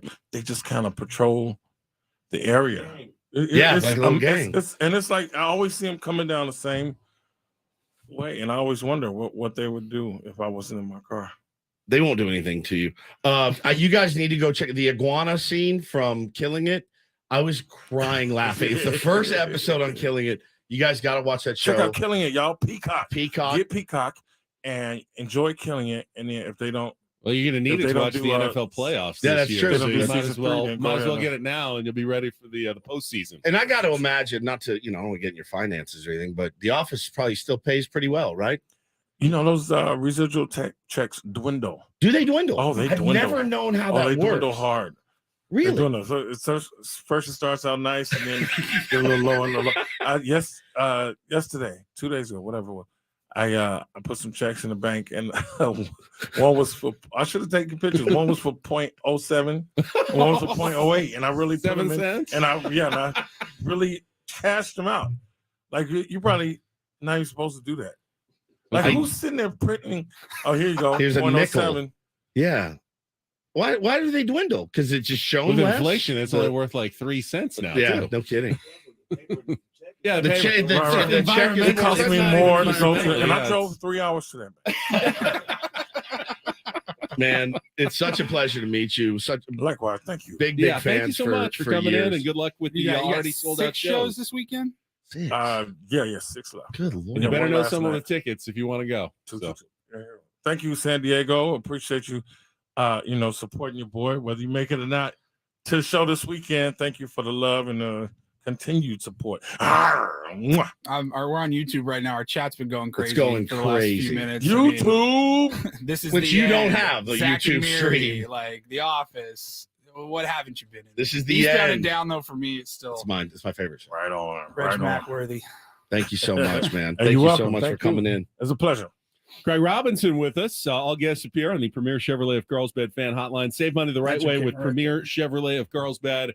Visit them today in the Carlsbad Auto Mall. Chevrolet, find new roads. All right, we still got 2 hours to go. We're going to give away some Padres tickets to Sunday's game against the Boston Red Sox. Series opener is tonight at Petco Park. Still laughing at Craig. He's playing with our YouTube cameras right now. No. Coming up next, though, the general manager of the Padres, AJ Preller, is going to be joining us. We go from irreverent to somewhat serious as the Padres have been struggling lately. What question do you want to ask our general manager Anything you here? got What would to- you ask? Because we're scuffling badly right now. First of all, how are the hot dogs at the park? Really, really good. Food's The great. food's The food is fantastic. terrific at Really Petco good. Park. Yeah, And what's the complaint? fair enough. It's fair enough. Fair enough. Well, I've spoken like somebody from Chicago that's seen championships in his lifetime. They're still waiting You here. got later shows. Get yourself down to Petco Go Park. to Petco Park. It's Go right to by there. Seaside Market. Listen, tri-tip nachos. Tri-tip nachos. You're welcome. Seaside Market. Seaside Market. Tri-tip nachos at Petco Park. Change your life. Tri-tip or try the tip nacho? Tri-tip. Just the tip. Tri-tip Seaside nacho. Seaside Market. Marcos. Tri-tip Seaside nacho. Narcos. The Seaside drug dealers. Try the tip nachos. This is my new favorite bit. I was laughing like Kawhi Leonard. Oh, that's so good. Seaside Oh man. Yeah, this is gonna be a tough transition from Craig to Yeah, we AJ are. Preller. From Craig to AJ. We're going to do our best. We'll be all right. We'll have like a 2-minute break coming Yeah. up, and then we'll get everything set with AJ Preller when we come back with Ben and Woods on San Diego's #1 sports station, 97.3 The Fan.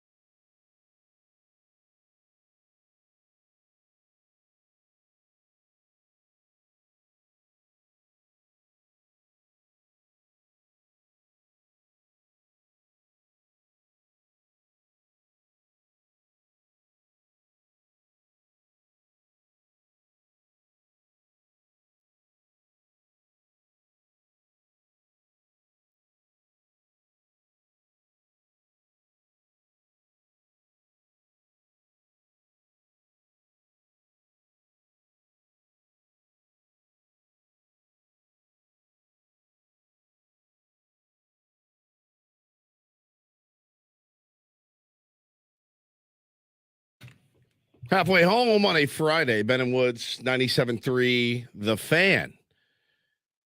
That was a trip, man.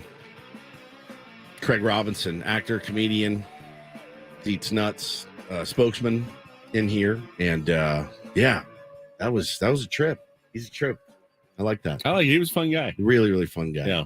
Their comedians are tough. They're sometimes pretty dry. It's also very early. You remember, like, this is early. I asked him walking in, would you, do you like getting up this early? He's like, it's not my favorite. It's not my favorite. And the fact that his shows are already sold out and he still honored his commitment. Thank you for that, Craig Robinson. That was the really, idea really cool. is, hey, I've got a show. I'm going to promote it. Hear me on the radio, and someone thinks, hey, I'm not doing anything tonight or tomorrow night. I should go buy tickets to that show. So it's a little bit of a, okay, I'll scratch your back, you scratch mine sort of thing. We get a cool guest. He gets an opportunity to promote his local show and sell some tickets. But when he has no tickets left to sell, he is scratching our back, and we aren't really scratching his back. Correct. As it were. I did not scratch his back one time. No, he's great, man. He's really, really great. All right, it looks like we've got AJ. Do we need to check traffic or anything? We do not need to check traffic. I never know. So we just need to come back and get you ready here for the second half of the show. Paulie's got him on the line, so let's go out to our Premier Chevrolet of Carlsbad fan hotline, where we were joined by the president of baseball operations and general manager of the San Diego Padres. AJ Preller is with us. Good morning, AJ. Morning, guys. Well, we just had Craig Robinson on. I know Padres fans are dying to know what your favorite comedian is. If you've got someone who's in particular that makes you laugh. Say us. Yeah, I don't know. I think Dave Chappelle's always makes me laugh. But I don't know. I think I think Chappelle's somebody that always gets me laughing. And Ben and Woods. Fantastic. All right. Woodsy's got all the tough questions now for you, AJ. No, I don't. I don't have all the tough questions, Ben. Good Lord. Well, obviously, AJ, first of all, thank you for coming on. We really appreciate it. It says a lot, when things aren't going well, that you're willing to come on the show, and knowing how many Padre fans are listening out there. Just kind of start us out with your level of surprise or do you plan for something like this? Because no one was questioning any of these moves 3-4 months ago, and now, of course, the record's not where you guys want it to be. Yeah, I mean, I think obviously I'm saying it all year. I think expectation wise, we like him and we like our group, and I think ultimately we understand that there's it's not going to be perfect, and there's going to be maybe a game here or there you don't play well, but we think our group is a talented team, and to go through a stretch over 40 games where feel like, hey, we're capable of more. I think everybody's frustrated. I think everybody's feeling that, whether it's the fan base, whether it's our team and our players, and obviously throughout the organization, and really the biggest focus is how do we get it going right? We know what we have in this on the team and talent wise, and honestly, like, a big part you can't cry about is competitive sports, and every night's another game, and it's all about going out and playing the way we're capable of, and that's been our focus throughout the whole season, and definitely in this latest stretch. AJ, people who know baseball keep telling us the Padres, they're going to hit with runners in scoring position. Their core guys, the back of the baseball card doesn't lie for guys like Manny and Juan Soto and Fernando Tatis Jr. and Xander and Jake. However, they are also saying there is some concern at the bottom of your order. AJ, what's your level of concern there? Are you considering any moves for those last couple of spots in the lineup that you're not getting much production out of offensively so far? Yeah, I mean, in terms of we're getting guys on base and then being able to execute there. I think it comes down to more just having quality at bats and making sure that approach wise, mechanically, that our guys are in good positions and good spots. And I think if we start doing that, I don't think it's like, hey, throughout the game, like, we're having these great ABs, and then when guys get in base, we're not seeing that. I think it's just more of every situation, nobody on, nobody out, to men on base. If we're in a good spot and we feel like we're in a good position approach wise, mechanically, et cetera, I think it's going to start to translate. And then in terms of the lineup, yeah, I mean, I think it's a combination. Like, obviously we haven't scored runs, and I think it's been both. I mean, I think at the top, we really expect to do a lot of, to put a lot of pressure on clubs and do damage. And, I think when you get to, to the 7, 8, 9 spots in the lineup, you've got to have some depth down there. And, so far, I think both areas, I think everybody will admit, like, yeah, that both areas we can be better. And it's a lineup top to bottom.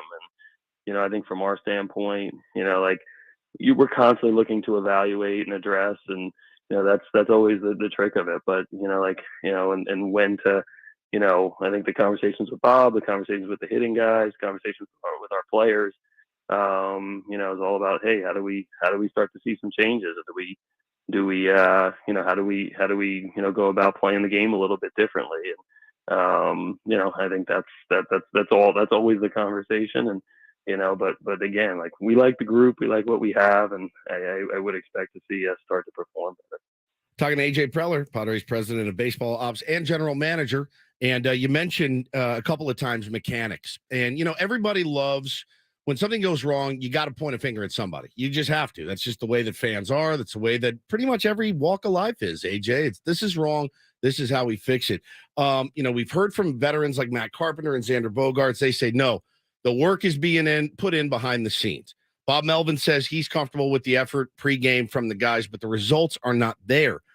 Are you satisfied with the work that's being put in from your guys right now? Yeah, I mean, I think again, like our hitting group, with Ryan Flaherty's, he's been part of, again, the last few years, like an offensive approach standpoint, seeing our guys, work counts, getting to good positions. He's very talented. He knows the game. He knows the offensive side of it. And it's a team of guys. It's not just one person. It's right. With Oscar Bernard, we've got somebody that came up through the system and saw a lot of guys hitting the minor leagues and understands the hitting side well. Scott Coolbaugh is an accomplished hitting coach that knows swings, understands mechanics, understands like the mentality of a lot of our players and what it takes to be successful at the big league level. Nathan Landau from a tech side. These guys they're good at what they do. And, ultimately, there's a lot of faith in that group. And I think their process is good. The conversations are good. But I think the other thing is, like, we're going to be open-minded, hey, if what we're doing right now isn't working, I think, we're going to look at it and say, hey, can we do some things a little different in our preparation? Are we doing too much? Are we doing too little? Can we change up how we're doing certain things? Some of this is individual based, honestly. It's not just like, systemic with the team. And, right. I think those are the constant conversations that are had. I think, again, like, if we're doing things well, we're going to start to see adjustments and make some changes. And I think those are part of the ongoing conversation. But I think the personnel is good. And we have good teachers and good coaches, and I would expect to start seeing some production here as we go. And listen, and just to follow up, you say these guys are good at what they do. As well as I do, it is results-based business. And how hard is it to continue to, because you hear the players say it all the time, AJ, they say, we just got to trust the process. We got to trust, we got to believe in ourselves. It's so mental hitting a baseball. How hard is it to not want to go in and rip everything out and start over again, after a rough stretch?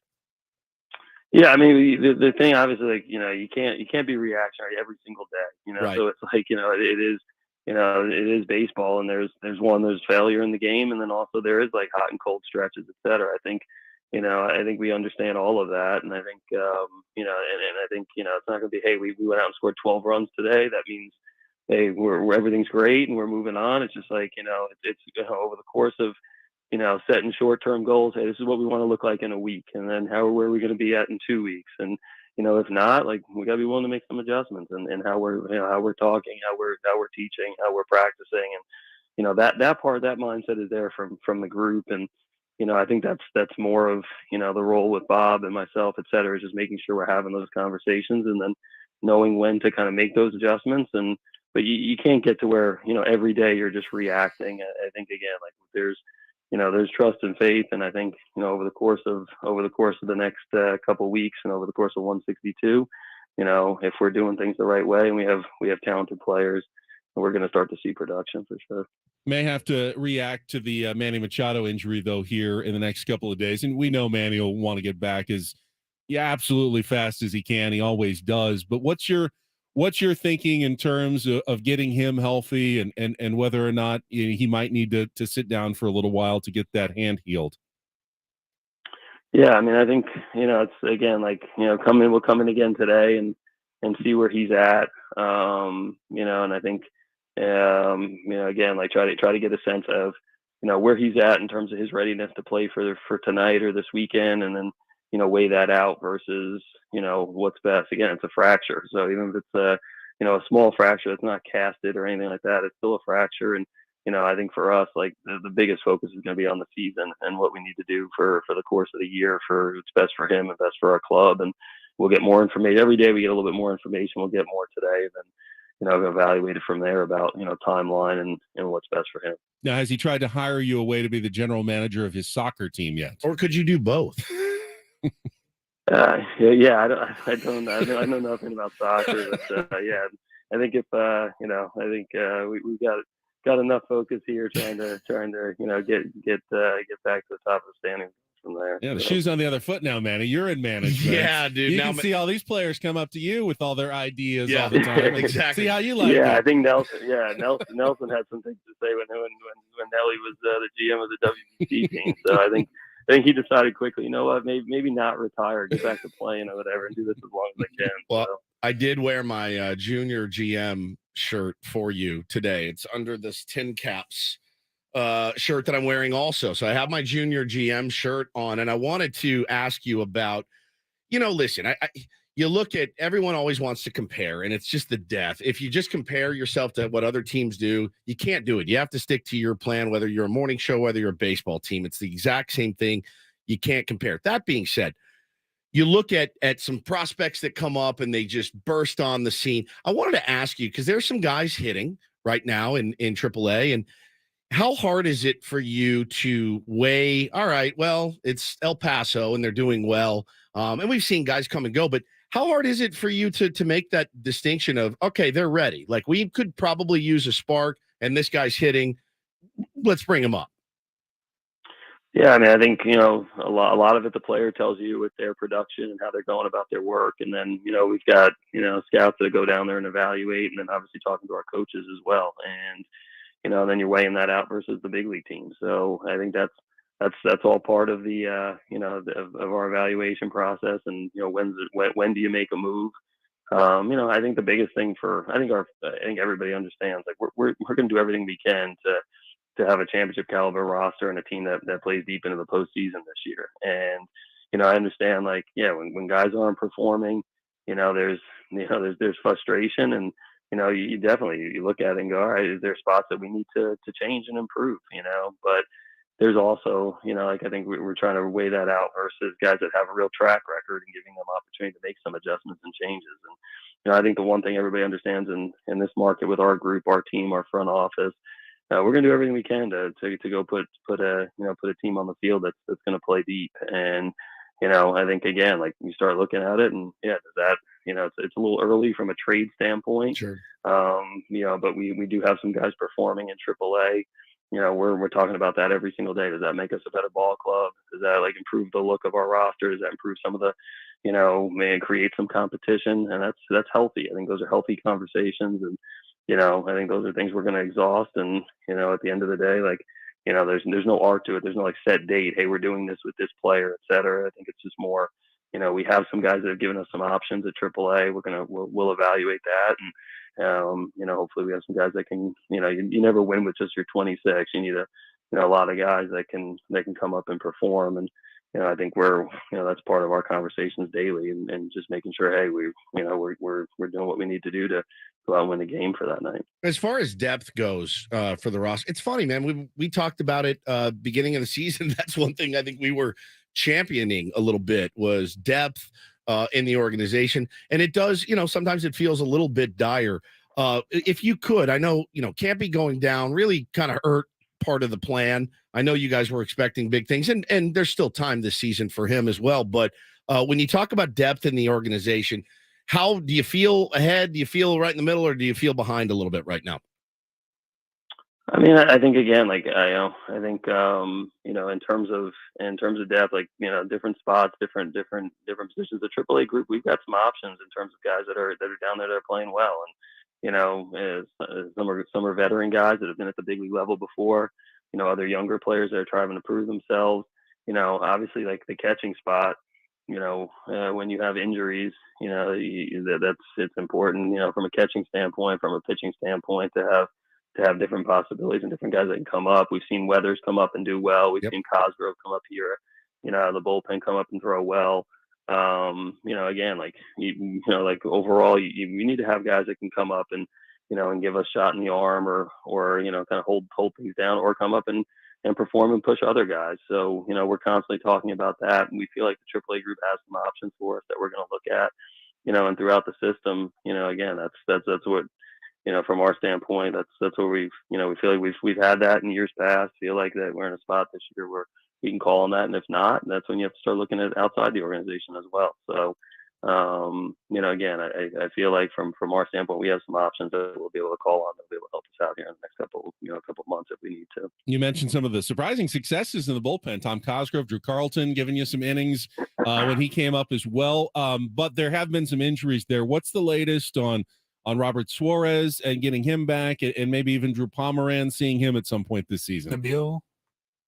Yeah, so Robert, is with Suarez, obviously, big part of our pen, and he's been doing a plyo care program, basically just continuing with his rehab.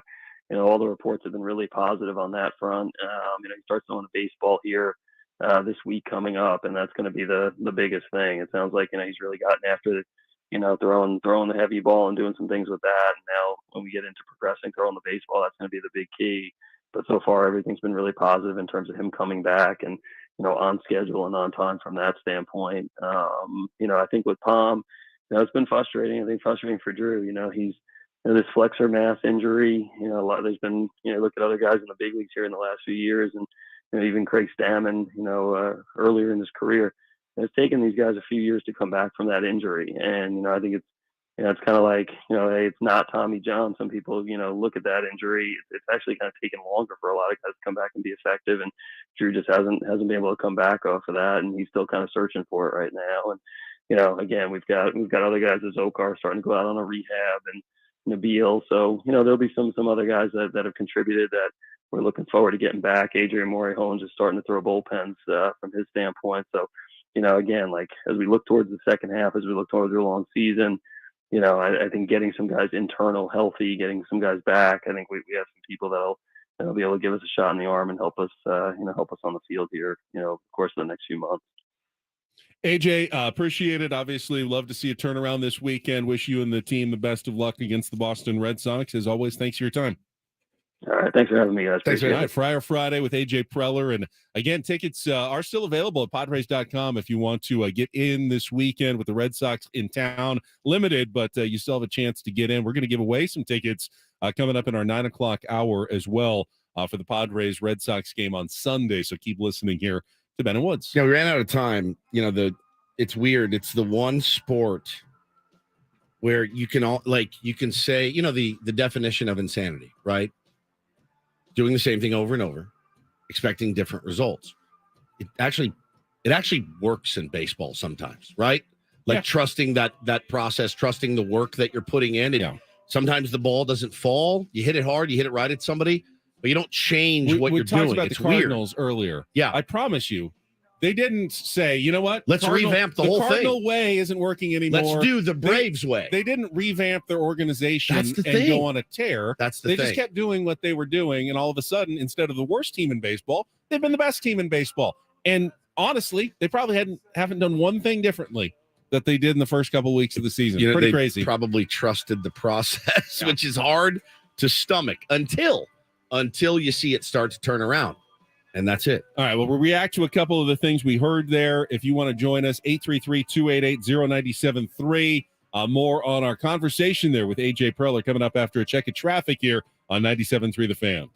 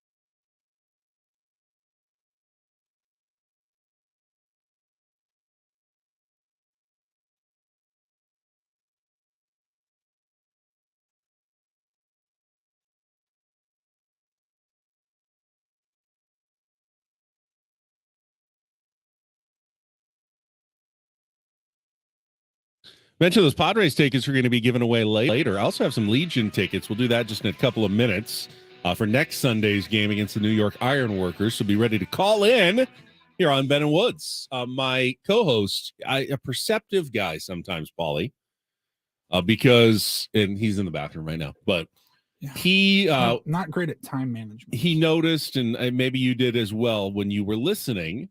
And, we talked with AJ Preller in our last segment about some of the offensive struggles, but he noticed that if there was one takeaway from AJ Preller's conversation, he's not always going to give you a lot, but you could tell that one thing he wanted to do was defend the honor of his hitting coaches. Correct. Of Ryan Flaherty, of Oscar Bernard, of Scott Coolbaugh.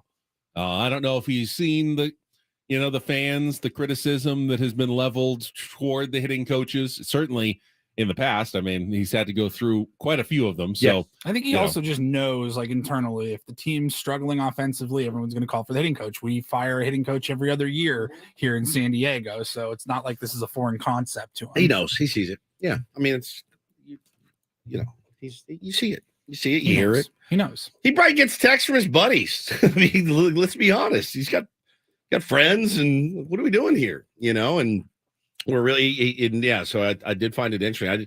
I never mentioned the hitting coach or anything. So you wanted to make sure you get the vote of confidence in. And, it's like I said, going to break. It is a rare occasion. It's a rare sport that you can continue to repeat a bad, and you don't know if the process is bad, right? Guys can hit. Guys have hit.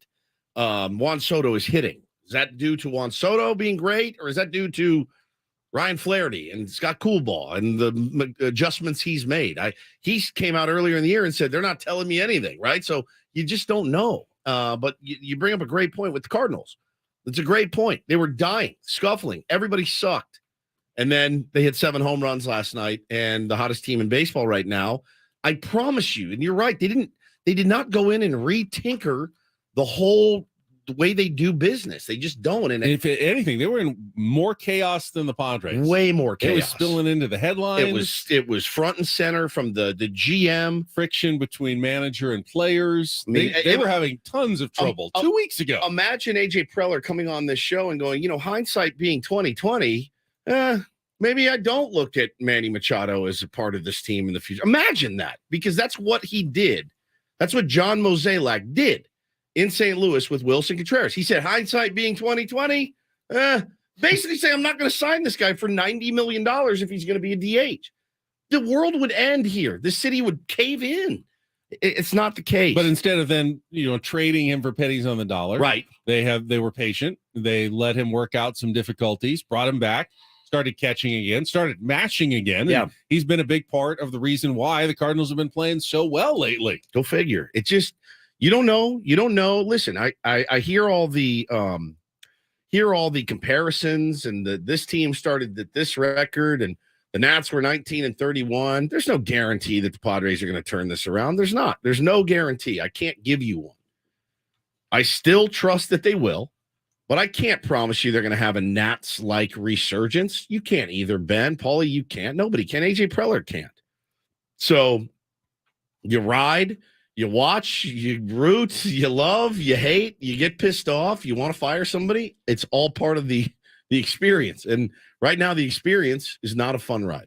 It's not. So, hopefully, we keep saying it every day. Got to snap out of it. You get a couple knocks with runners in scoring position, you kind of feel like the dam breaks. So, looking forward to that day, that offensive outburst. All right. Seeing some mixed reaction. If you want to join us, our phone lines are open. 833-288-0973. We can talk AJ's interview, Padres baseball. If you want to talk about the MLS team as well coming to town, I'd love to hear your thoughts. I was at the press conference yesterday introducing the new team. Give us a call. First, though, call in to win some tickets to the San Diego Legion. They are going to be playing Sunday, May 28th, Memorial Day weekend, against the New York Ironworkers at Snapdragon Stadium. Legion right now the number 1 team in Major League Rugby. They've only got 2 home games left. Get tickets now at sdlegion.com or be the third caller at 833-288-0973. Right now, we can win a pair. Check out the stadium. Check out the Legion. From Ben and Woods on San Diego's number 1 sports station, 97.3 The Fan.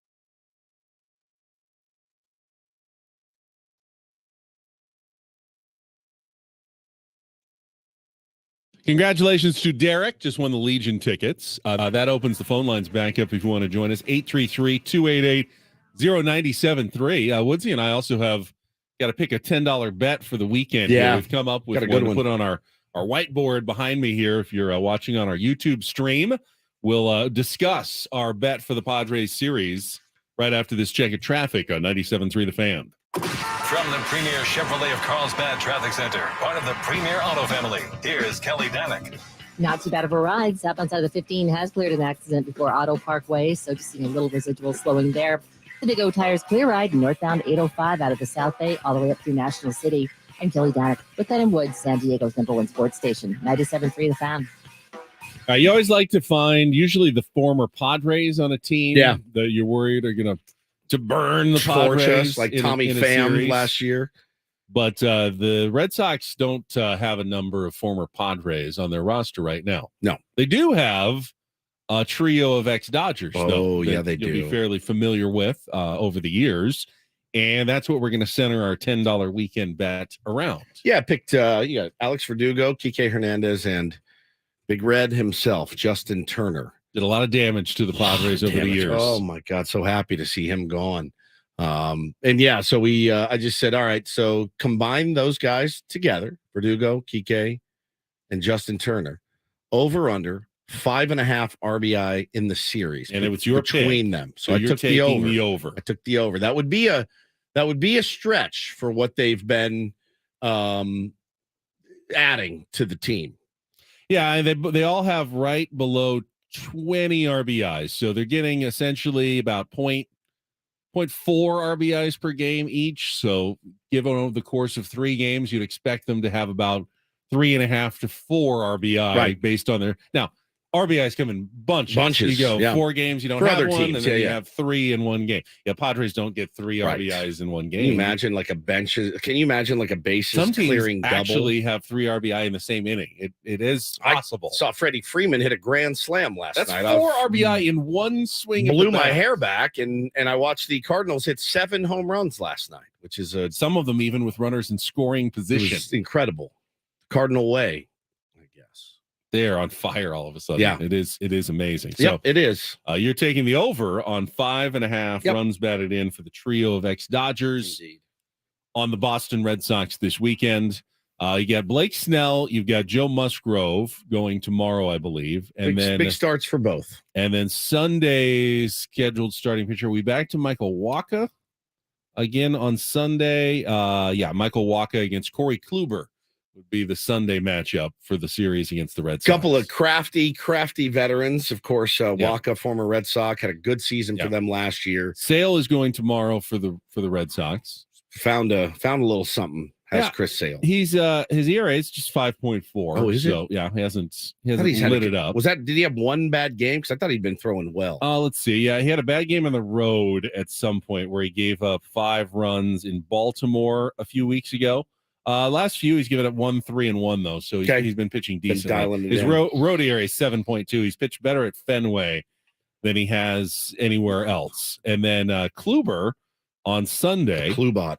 was one of their offseason pickups, and he so far has not pitched very well at all. He's 2-5 with a 6.41 ERA. Now, the Red Sox are winning games though because they are scoring a massive amount of runs lately. I mean, you look at the runs scored by the Boston Red Sox in the last, I don't know, what is it, about 2 weeks, and they are.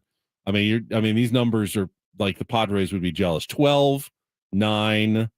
Let's see. They had a 6. They have a 5. They have a 7. They have 5. They give up a lot of runs too, though. 11, 8, 7. But they also have given up 10, 9, 8, 4.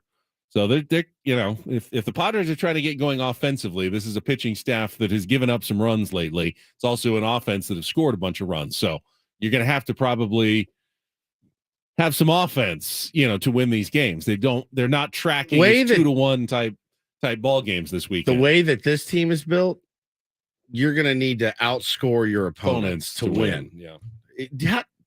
Do we owe him an apology, John Smoltz? Because that was prophetic at the time. We made fun of it, but he was absolutely right. The way that this team is built, you're going to need to outscore their opponent to win. Well, I thought we made fun of it because the way every team is built in the Correct. history of baseball, Right. you're going to need to outscore your opponents But to it win. feels prophetic for this team because the pitching is there. We just can't seem to scratch the runs across. They're not outscoring their opponents. Correct. And therefore they've lost 24 times Right. and won 20. I leaned over to my wife last night. I was looking at some Padres stuff and I looked at her just out of the blue and I go, "Are you surprised that we have 20 wins?" She goes, "Yeah, it feels like way less. Way, way, way fewer than 20." I go, "Yeah, it feels like 3. It feels like they've won 3 times." Remember back when opening day was delayed by rain? That seemed like 3.5 years ago. I mean, it has been a slog. And if it's a slog for us, imagine what it feels like for those guys that have to go out and play every day. I understand they're paid handsomely. That everything is going against them right now. Every carom goes the wrong way. Nola makes a great throw. It bounces off of Xander's glove. You get picked off by a righty. If you're Odor, you're leaning 1 fraction of an inch the wrong way. Everything is going wrong. Everything. Nothing is going your way. Still managed to win 20 games, which I looked at the record and I went, I'm surprised. I'm surprised that they won 20. Aren't you? I mean, there's not much worse you could be. I mean, they're only a game and a half ahead of the worst record in the National League right now. Yeah. It's a tight bunch. I mean, the Cardinals have done so well lately that they've raised the floor of the National League. But if you had told me that he's sitting here in the middle of May, don't do it. Cut his mic. Cut his mic. The What if I Padres Cut his told mic. you Yeah, you that can't. have, You like, can't play this game right now. worst records in the National League. You can't play this game. You can't play this game. You can't play this I'm just game. saying would have been shocking. You can't play this game. I'll turn you down. You can't play this game. What do you mean you can't play? The You can't game? play this game. You can't play that game right now. Nobody wants to hear that. What if I told you? If I told you, if you had told me at the beginning of the season, "Hey, Woods, you guys are going to be 20 and 24," would you take that? No, absolutely not. I not only would I not take it, I wouldn't need it. I would have wouldn't thought you were believe it. insane. I wouldn't have believed. I would have thought you were insane. Like, tell me how that happened. Like, Yeah. Go ahead. Who and died? Come in. Who what's died? the scenario that happened? I mean, was it a massive run of injuries? Did they end up with no starting pitchers at all? How could you possibly, with this team, the lineup, the guys they put together, they shouldn't have a losing month at all this year. I was expecting there'd be better months and worse months, but they were all going to be winning months this year. Correct. This wasn't a team that was going to have a sub 500 month. And now we're here sitting here in the month of May. They'd have to play quite good baseball over this last week plus to have a winning record in the month of May. Yeah, let's talk more about AJ Preller's appearance on the show. And again, I mean, I credit him for coming on and talking about it because it can't be easy. And you don't know what goes on in his mind, Ben. I have to imagine. The thing I was thinking about last night as I was preparing for this interview and thinking about this team a lot. Did anyone question any of these moves at the beginning of the year? Anyone? I mean, you saw people go, wow, it's a long time for Xander. He's going to be here a while.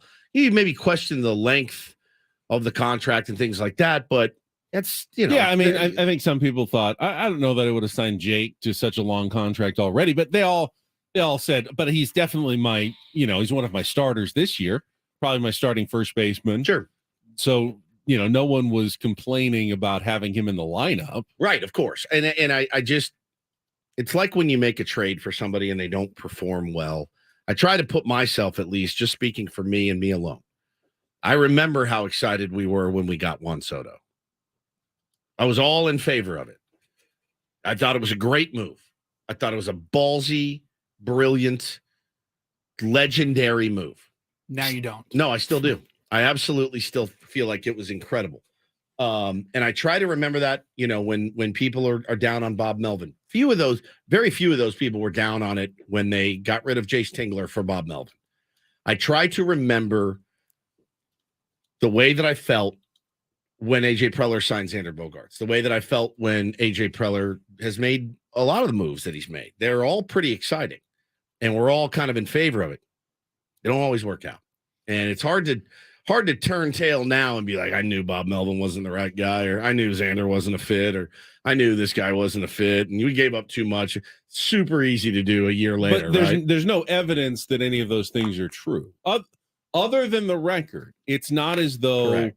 we're hearing stories that Xander isn't a good fit or that Correct. Bob Melvin isn't a good Just manager. scuffling offensively. The only really bad sign for the Their Padres record. right now is their record. Their record. It's not what we're hearing in the clubhouse. It's not.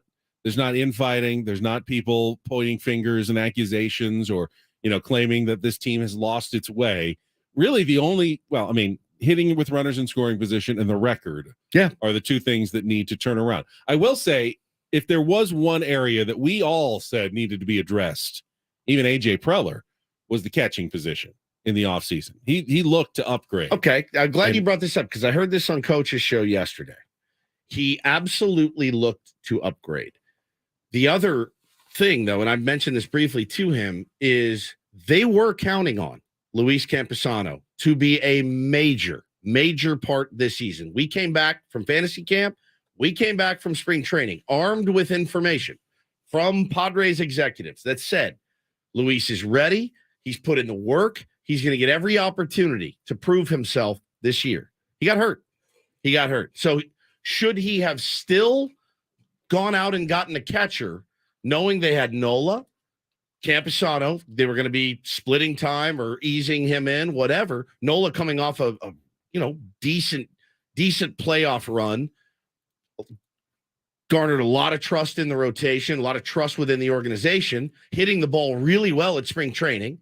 So he still should have gone out and gotten a catcher. I do think that isn't that easy to say on May 20th? I think what we're seeing is that they have been dangerously thin at the position. Behind Campusano, you have to anticipate what if Campusano or Nola gets hurt. Can we really count on Brett Sullivan for 2 or 3 games a week? So, question in that situation. Okay, let's say just if we're playing hypothetical and fantasy land right now, which is what we are doing. AJ Preller goes out and gets Yasmani Grandal in the offseason, snatches him back. Hey, welcome home. Good hitting catcher, well-respected guy, can mash. So now you've got, and this is again hoping. So what happens, Campusano, then? I'm not saying that you needed to even pick up a veteran. I would have been okay, maybe even finding a non-hitting, really good defensive catcher that you could have stashed in AAA and been ready to call up. But the Padres didn't even have that. Yeah, they don't even have someone who can go in and at least play good major league level defense behind the plate. They have 2 catchers that are middling defenders that aren't hitting at all, and one of them is hurt now. And so you've brought the other one up, and he's been even worse than Nola. Yes. Now, we both said that AJ certainly can address that at the trade deadline. Sure. And very well may still do that. And I don't think either of us thought a slow start by the catcher would necessarily be so glaring at this point. I mean, yeah, you can always get better, and I would have definitely not been comfortable going into the playoffs with a 140 hitting Nola and a 140 hitting Sullivan as my 2 catchers, but I figure AJ is going to fix that, and they'll still comfortably get to the playoffs, even if they're not getting much offense from the catching position. If the other guys play, one position isn't going to make or break the year. But now that other guys have struggled and they're not hitting with runners in scoring position, the catching position is glaring, and now the record is under 500, and it's like, okay, maybe you can't wait as long as you thought until the trade deadline to address that position, because it's clearly the easiest place that they could find somewhere to upgrade. You say easy. Gary Sanchez Mets just called him up, actually. Well, easy in terms of, you put a average level hitter there, and it's a huge improvement over what they're getting. It's not easy to add anyone right now. Right. There's no trade partners. Kevin Plawecki just opted out of his deal with the Nats. Do you bring in Kevin Plawecki? There's no guys to catch. There's no guys sitting around right now that you can make improvements. I'm just saying that it's always easier. It's hard to improve on a guy who's hitting 300. It's easier to improve on a guy who's hitting 140. Yeah. Yeah, I mean, I did see people in the chat. Listen, We do love a scapegoat. We do. And right now, Austin Nolan, Brett Sullivan are not performing. They're just not. We're not getting any production offensively really out of center field either. We have a few holes, a few black holes right now in the lineup. And it really is magnified when the top of the order isn't pulling their weight. And I know Manny's been scuffling, but if he goes on the IL, you're going to have to replace that potential somehow. Not the production that he's shown you thus far these first 7 weeks of the season. You're going to have to replace that potential for, a guy that can hit 5 home runs in a week, 3 home runs in a game, Gold Glove style defense. Kim is going to fill in there admirably defensively. Can he continue to hit like he has been? I sure hope so. Well, he's been playing if Manny's out for a while, you're going to be giving up not just Manny's offense, but Kim can fill in for him. Right. That means someone's going to have to fill in. That means either seeing more Odor, or that means seeing more Carpenter at first base. Yep. And Cronenworth at second. And either way, the Padres will be a worse defensive team without Manny. Correct. And they'll be a worse offensive team likely without, unless Carpenter / Cruz start getting hot at the same time and going, which is fine. If they do, a lot of these problems go away. But if they're still struggling and Manny's out, Padres are still in for a problematic next 2 to 4 weeks, depending on how long it really is. Cool. Now, an insanely hot Fernando Tatis Jr. and Juan Soto could help wash over a lot of paint over a lot of those problems pretty easily. But we haven't seen those guys hot at the same time. No, I hope Xander gets going. He's been playing a little better for the last 6 week. 6-game on base streak again. Yep. Had a couple of hits in his last game. The former team coming in town gives you a little boost. Gives you a little boost to let him know, hey, thanks for letting me go. Hopefully he goes off this weekend. He's my pick to click, Ben. All right. I'll guess I'm Ben Woods appear on the Premier Chevrolet of Carlsbad fan hotline. Save money the right way with Premier Chevrolet of Carlsbad. Visit them today in the Carlsbad Auto Mall. Chevrolet, find new roads. Paulie's got a Rhino report. It includes, this correct, the world's most expensive ice cream. Oh yes. I'm dying to know what's in that one. Coming up next on 97.3 The Fan.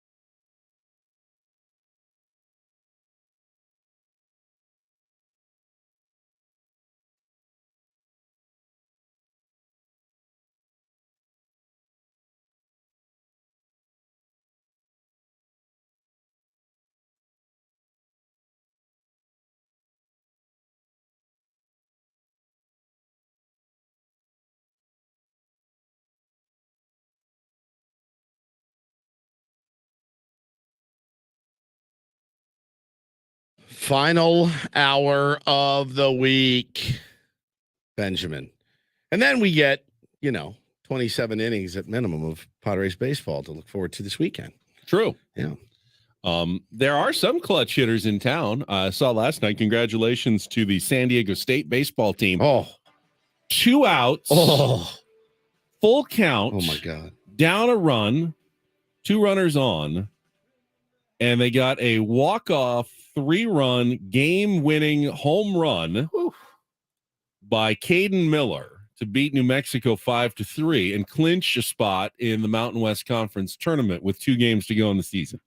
That bomb helped them clinch a spot. It clinched them a spot. New Mexico was still alive. They needed to win at least one of them to clinch. Damn. And they got it in the first game on a walk-off down to the last strike of the game. And he absolutely just ripped one to left. What a feeling. I happened to click on the live stream like maybe 60 seconds before the walk-off home run. I don't know if I just had a feeling. See if the Aztecs can pull this one out. And it, got to a full count. He fouled one off. Runners are on the move. So you're thinking, doubling the gap probably, gives them the win too. But he absolutely just crunched one for the walk-off victory for San Diego State. That's killer. They'll be in the Mountain West tournament, chance to advance to the NCAA tournament. That'll be next week. And the San Diego State, the softball team is in the NCAA tournament tonight. Their first game, they're playing Liberty, the Flames, up at UCLA in their regional, where the Bruins are the number 2 overall seed. Beautiful. So, yeah. Love a walk-off. It's not quite the NCAA basketball tournament. I get it. Going to the Final Four, nothing's going to top that this year for San Diego State, but you want to see teams make a run, and, you get to playoff time here in college baseball, college softball. The Aztec golf team they missed by 1 shot qualifying for the Nationals at their regional in the NCAA tournament last week. I think they were playing in South Carolina. 1 shot. They were 28 under. They needed to get to 29 under to get into the playoff to go to Nationals. So just out. Game inches, buddy. Oh, man. Golf is one of those, because I played college golf, and it, you look at 3 rounds, 4 guys, and you go, if any one of us had just not made a par, missed 1 putt there, over 3 days, we'd be sitting here and we'd be going to Nationals. It's excruciating. That's an excruciating way for your season to end. It is.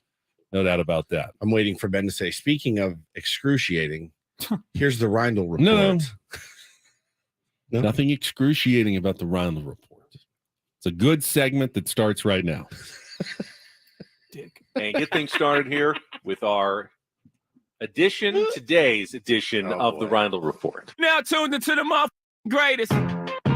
Welcome to the Reindl Report. A solid with segment. Paul Reindl. Hi, Paul. All right. 2 stories from the world of sports that we haven't gotten to yet. We'll start off in Major League Baseball. And 1 story that you didn't know you needed. Are you laughing, biatch? It's the Reindl Report Hey, Paul, how you doing? Okay, how are you? on 97.3 The Fan. Are you ready to bless the mood? I need some help, please. That was good. Can I get a yeah? Oh,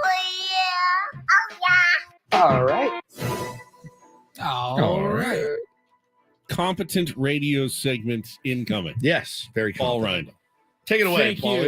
you. Thank you. All right, we will start off. This is a really good story, feel good story. Could have been a do this, but Love to do this. have you guys been following it all? You've probably seen the clips of a young man named Dennis Kasumba. Yes. He's a Yes. kid from Uganda who had all these clips went viral over the last, I don't know, 6 months, a year maybe, of him training to be a catcher. And if he has any equipment, it ain't great. It's not in good shape. He was kind of making his own catcher's equipment, and so many cardboard around his neck and stuff. Like, so many people saw these videos, and people around the game were like, how do I send how do I get him over? gear? How can I help? How can and been a featured person on Don't Do This, I think. Yes, credit to he has. Ben Verlander. Yep. He's one I saw at least that really kind of took the reins and wanted to help this kid Dennis out. So Dennis is 18 years old, and yesterday he received a travel visa to be able to play baseball in the MLB draft league this summer. And it's a 6-team circuit made up of amateur players from colleges, JUCO, high school, who are just basically going to get a chance to show off their skills, develop their skills in front of MLB scouts. Be awesome. And man, reading his story was heartbreaking. If you don't know anything about him, he was an orphan. He never met his father. His father went off to fight in the Ugandan Civil War and never returned. His mother left him and his siblings on his grandmother's doorstep when he was 2 months old. Never knew her. And he grew up in poverty. He was working at a slaughterhouse at age 14, just trying to make it. And so, there goes my camera. And so now to see him finally get a chance to prove himself and play some baseball, it's just incredible. That is, it makes me not want to complain ever about anything when you read and see a story like that. So good on Ben Verlander, man. Good on him for. I still can't get over kind of making your own catcher's gear. I know. Like, that's incredible. I know. It's incredible. There's a video going around years ago of a guy in the DR, I think, and he was throwing bottle caps to the hitters, and the hitter, whack, bing, bing, bing, bing. I mean, like they love the game so much, and a lot of them look at it as, hey, man, this is how I can take care of my family forever. So they start to play and train at a very early age, and those guys are unbelievable ball players. Yeah, so really cool story. We, like I said, the clips have been going around for a while, so to see some good resolution there was really fun. Next up, just a minor story, but we've been talking a lot about LeBron James' son, Bronny, going to USC. Yep, signed his letter of intent. I saw that. Yep. There was a story on ESPN about his other son, Bryce James, and look, Bronny going to be a first rounder, probably a one and done. We've talked about it. Maybe not so much because of his basketball skills, but because LeBron wants to play with his kid. And if you draft Bronny Jr., got a real good shot at getting LeBron James. But Bryce James just left Sierra Canyon High School where Bronny played, and he's going to attend Campbell Hall next year. It's like a $50,000 a year private school. Yeah. LeBron is. How do they afford it? I have no idea. Scholarship? I don't know.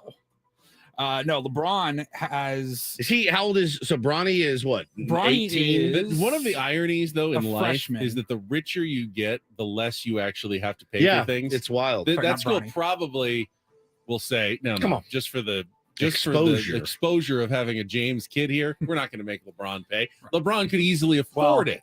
Yeah, But so Bryce is 15. 15. He's going Okay. to play next year. He's going to play with Richard Hamilton's son and a couple other players' kids. LeBron donated a ton of money toward the creation of a new multi-million-dollar athletic facility for the school.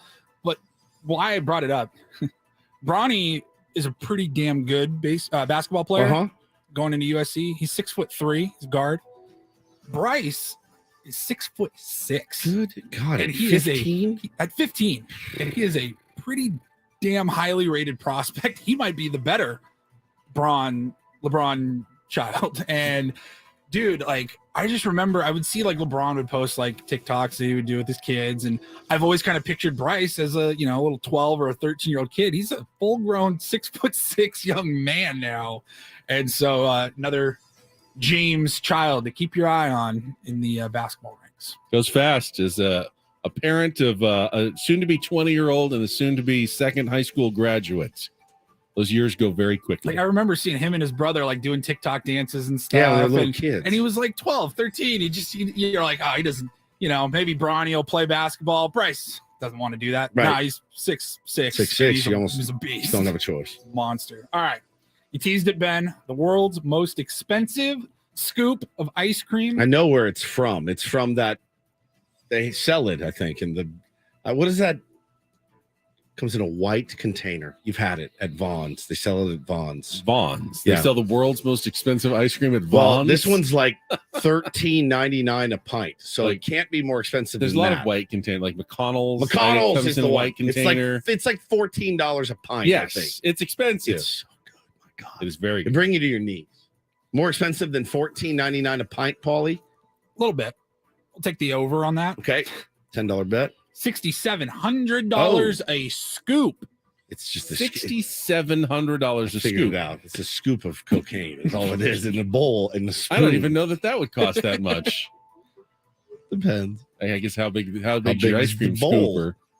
You've been getting some Okay, stepped on stuff. Yeah, man. exactly. We've seen these stories from like restaurants before that, have a steak and they put caviar and foie gras and gold leaf and whatever to make it. Hey, this is a $900 steak. The burger, they had a burger with exactly gold but on it. you can't put things like caviar and foie gras into ice cream. At least I hope that's not what they're doing, Paul. Really hope that's not what they're doing. All right. It's a luxury ice cream brand in Japan called Gelato with a C. And they're selling it. It's a new flavor they came up with called Byakuya. And the ingredients are means overpriced in Japanese. Edible gold leaf. Gold. A fancy Parmesan cheese. Oh, That's the only disgusting, description I have. dude. I need more details on that because that sounds absolutely terrible. And then rare white truffles grown in Italy that cost $7,000 a pound. Disgusting. Absolutely disgusting. Why would you waste all this in an ice cream, though? I don't know. Just doesn't sound appealing at Byoka. all. Does it sound like I know anything about this type of food? I don't. I No. do probably It's, not. it's also got something called sake kasu, which is a yeasty paste that's left over when you make rice wine. Delicious. And that adds like a yeast. fruity. So yeast, truffles, Parmesan gold, cheese. and cheese. It's fantastic. Where do I sign up? What would Ben and Jerry's be calling I this want thing? 2 scoops of that. Cheesy yeasty from Ben and yeast. Jerry's. Ooh, the yeast. No, No, that. don't do that.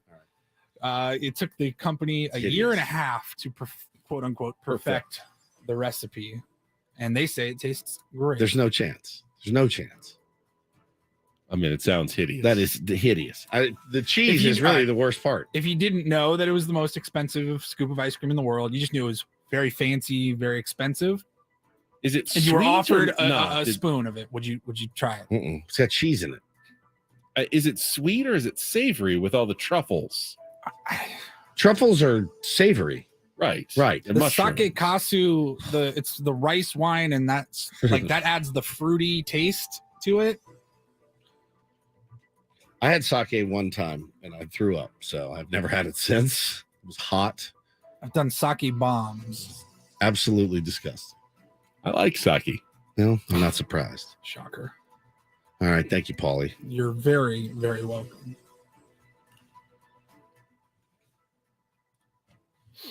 All right, it was good. It was a good round of report. What do you want me to say? I'm going to just sit here and say that was the greatest round of report of all time. It was fine. It was good. It was solid. No problems there. Solid knock. Very solid. Not a home run. You didn't include the note from the NFL today, though. I thought you were going to include that one. Oh my God. What NFL note? How did I forget that? It's a report out that the Super Bowl 60 will be coming to Levi's Stadium. Oh, from where the Niners play. Up in the Bay Area where the Niners play at 2026. So you got Vegas is the next one, then New Orleans, and then San Francisco, Santa Clara, Bay Area, Levi's Stadium in 2026 for Super Bowl 60. I've got a DM I wanted to share with you guys next. I meant to do it and do this. We ran out of time because we had Craig Robinson coming in. I'll read it for you next. We might have saved someone's life on the Ben Woods program. Literally. I have no idea what you're talking about. Literally might have saved this guy's life. You told us at like 5:30. Yep, I have something for this. you, and we asked what it was. You're like, I'll tell you on the air. Tell you on the air. All right, we might have saved this guy's life. That's coming up next on Ben San and Diego's Woods Lifesavers. #1 sports station. We'll be back after a check of traffic here on 97.3 The Fan.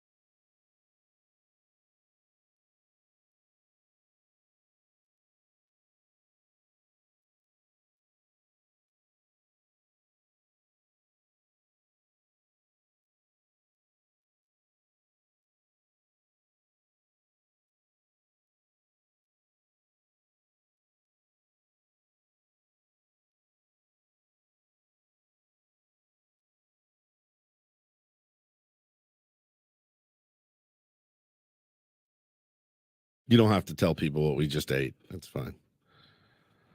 Kale. Oh boy. Yeah, kale smoothie. Kale smoothie. Kale. Delicious. A lot of kale. Got this DM yesterday. Wanted to share it with you guys in the tier ones. This was pretty cool.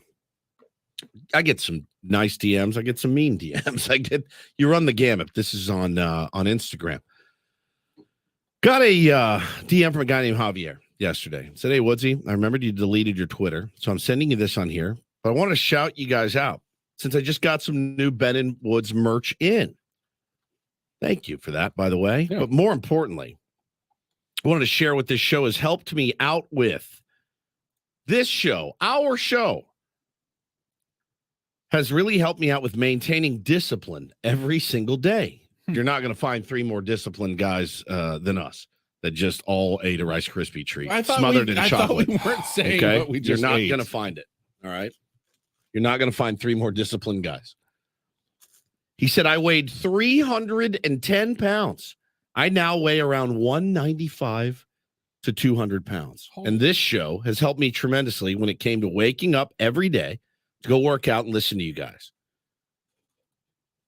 It was not our diet tips and workout regimens that you followed.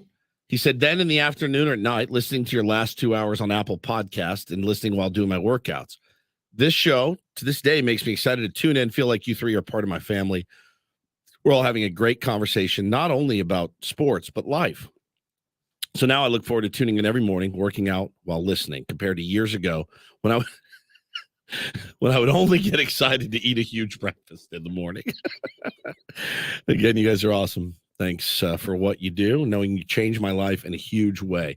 So how did we get this guy to lose 100 pounds? And we're all sitting here with Benny and my boilers are just out of because control. we can't listen to our own show while we work out. Could you be less motivated listening to the show than this one? Could we do the show while working out? Like Whilst- instead of chairs, we have treadmills, and we just do all we talk about is Have the food, like microphone. disgusting, decadent food. How did you gain all the And weight? here's him grinding. He lost 100 pounds in 4 hours. If we were on the treadmill for the entire show, we could, even at a just a nice moderate walking pace, we could get in like many miles. I've done it before. I won't say like I used to it regularly, but back at the old station, sometimes working maybe running the board for a Padres game, or even in a talk show format, like when I was doing nights. We'd go to break and I would do, I think it was like 10 sit-ups, push-ups and every sit-ups. commercial. I did that for a while. Yeah. And you stopped. do the math. You're like, all right, I just did 100 push-ups. 100 push-ups, 200 sit-ups. You're like, doesn't, 10 at a time doesn't feel that bad. But after about an hour and a half, Yeah. it hurts. Cilio didn't used to make you work out on breaks. Oh, yeah. Yeah. You got to touch your nose to the ground. Robert says You Ben big would pass pea. out by the 7 a.m. break. Why just me? Ben's actually a walker. Ben can walk. He walks the golf course. I'm the one on the golf course that's like, like it's the worst thing. It's just like, then you got to swing. It's terrible. Terrible. It's weird because none of us are in Peak great shape, but we all have our own things. Like Paulie can play basketball.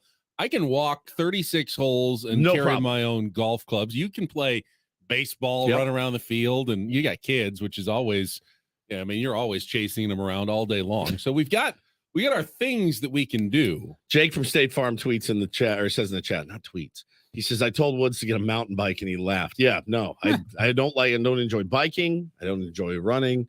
Don't enjoy any kind of cardio. But you can walk. Yeah, you're a good walker. So how about this?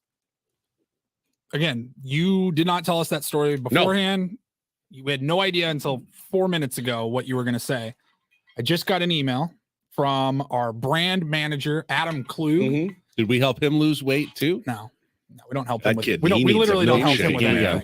anything. He gets, anytime you go on like the 97.3 The Fan website and submit a question or a comment, or mostly like Complaining about Woods, me. Yeah, it's always about me. it all goes always. to Adam, and he sometimes forwards them to us, sometimes he doesn't. Yeah, don't forward us the bad ones. You know that. Within the last half an hour, somebody made a submission, Complained. and I'll keep their name anonymous, but the message here says, I don't know if this will make it onto the Ben. This was submitted before we talk about this. teased anything that you had to say. I don't know if this will make it onto the Ben Woods Morning Show, but I want to thank you. Your show has been a driving force for me to change my habits. I swear to God, I am 6'5" and weighed 265 pounds. Oh, we're their inspiration. Hearing you talk about they don't want to turn into us. We're cautionary We're tale. cautionary tales. I figured it out now. says I watch you fat asses every day on YouTube, and I said I got to make some changes. I man. do not want to look like them anymore. says hearing you talk about your kids and open honesty about your fears and goals, I've dedicated myself to bettering myself in 2023. I am exercising 5 to 6 days a week, eating healthier, and have lost 15 pounds in a month. I've decided to achieve a goal of mine and enter and complete a triathlon sprint here in San Diego at the end of June. Thank you, and keep being a positive force out there. Look at that. These are inspiring tales of success.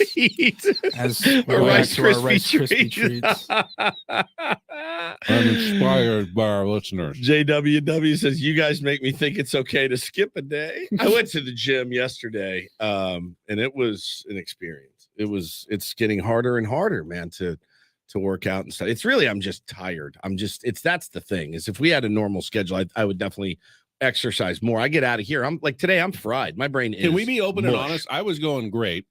And then we had Craig Robinson came in studio. Yeah. And when you have an in-studio guest, you got to be you ramp it up even more. Especially it's a celebrity. Yeah. They're a little unpredictable. You want to be funny. Yeah. So we're and then AJ Preller right after that. And you know, that's one of our more stressful conversations that we're going to have. A lot of pressure to ask the tough questions, but you never know what AJ is going to do because he keeps you on your toes as well. So we had a period of about 45 minutes right there. It was gangbusters. Where we were like really sprint. locked in. And then I came out of those two segments, and Paulie, you said the same thing. Like, oh man, that was a lot. That wiped me out. Yeah, I mean, it's not your ideal scheduling, but you work around their schedule.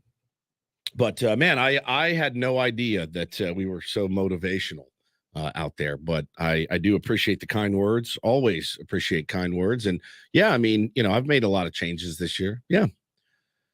I'm trying to continue to make changes. So everything's good, man. Everything's good. If this baseball team could turn it around, I feel like life would be perfect. Honestly, like I feel like that's really the one area of my day that is a constant source of aggravation. A mental health situation. I was talking to a buddy of mine, our buddy Travis, who I love, my buddy Travis Devlin. And he said, dude, after the Dodgers series, I had about 3 friends text me, and they all said, I'm taking the next week off from watching the Padres. Like, it's really, really messing with people out there. So I want to remind you, at the end of the day, it's just a game. There's a lot more to be played. I understand. To me, that doesn't make sense though, because the second you say, you know what, I'm not going to watch this. Let's say I'm not going to watch these 3 games against the Red Sox. I need a break. Yeah. Then they go out and they sweep and crush the Red Sox and have a great series, because it absolutely could happen. It could happen. Then what do? Well, you go back and watch. And then what if they have a bad series? And then all of a sudden you gave up. I like how when this show started 5 years ago, I was the guy that believed in every superstition. I got to wear the right shirt. And now I'm really not anymore. And I don't believe in memes making a team play bad. And I don't believe in curses. Well, I'm not saying superstitious. I'm saying even if you just took the break, you may be taking a break from the best games of the season. You don't know when they're coming. That's why That's why I think if you're a fan, you got to grind it out. You just got to grind it out. You got to watch the games, just like the team. Obviously, you got something going on. You don't have to watch every second of every game.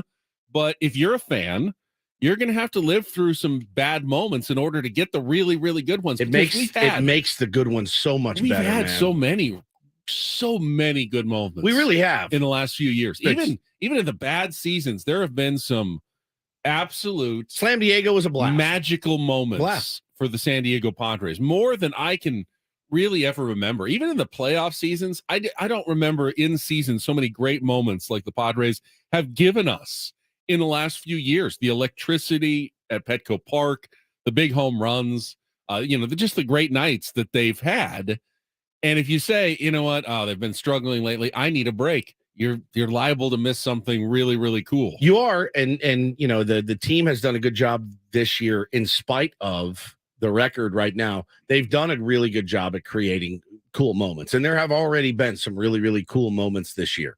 So yeah, you got to remember that in the back of your mind. And Be okay. Be okay. A lot of baseball left to play, Benny. A lot of baseball left to play. All right, we got one segment left. We'll have some flubs of the week, which is always a fun way to take it out. Look ahead more to this series, Padres against the Boston Red Sox. We can even get some phone calls in. If you want to call in now, I can probably squeeze in 4 or 5 of them in our next segment. Squeeze in 5 calls. Why not? I'm just saying, lines are open. 833-288-0973. Have we demotivated anyone out there? You could call us with that, too, to balance it out. I used to be a marathon runner. Now I'm a low. I smoke just cigarettes sit on the couch all day long, thanks to Ben and Woods. Perfect. On San Diego's number one sports station. Give away some tickets. You want to do it right now? Yeah, let's do it. I like that. Before the phone lines start lighting up. All right, good call, Paulie. We have tickets for the Padres Red Sox game on Sunday.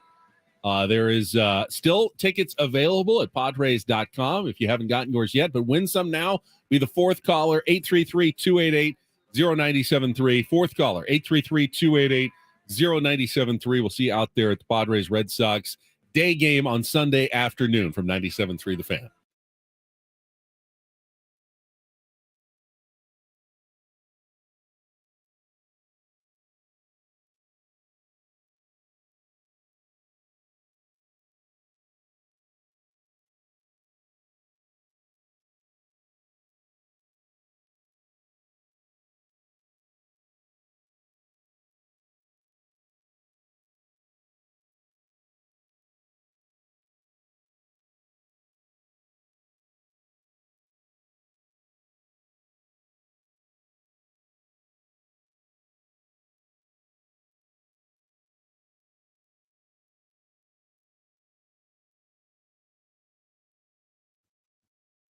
Priceless. Are you kidding me?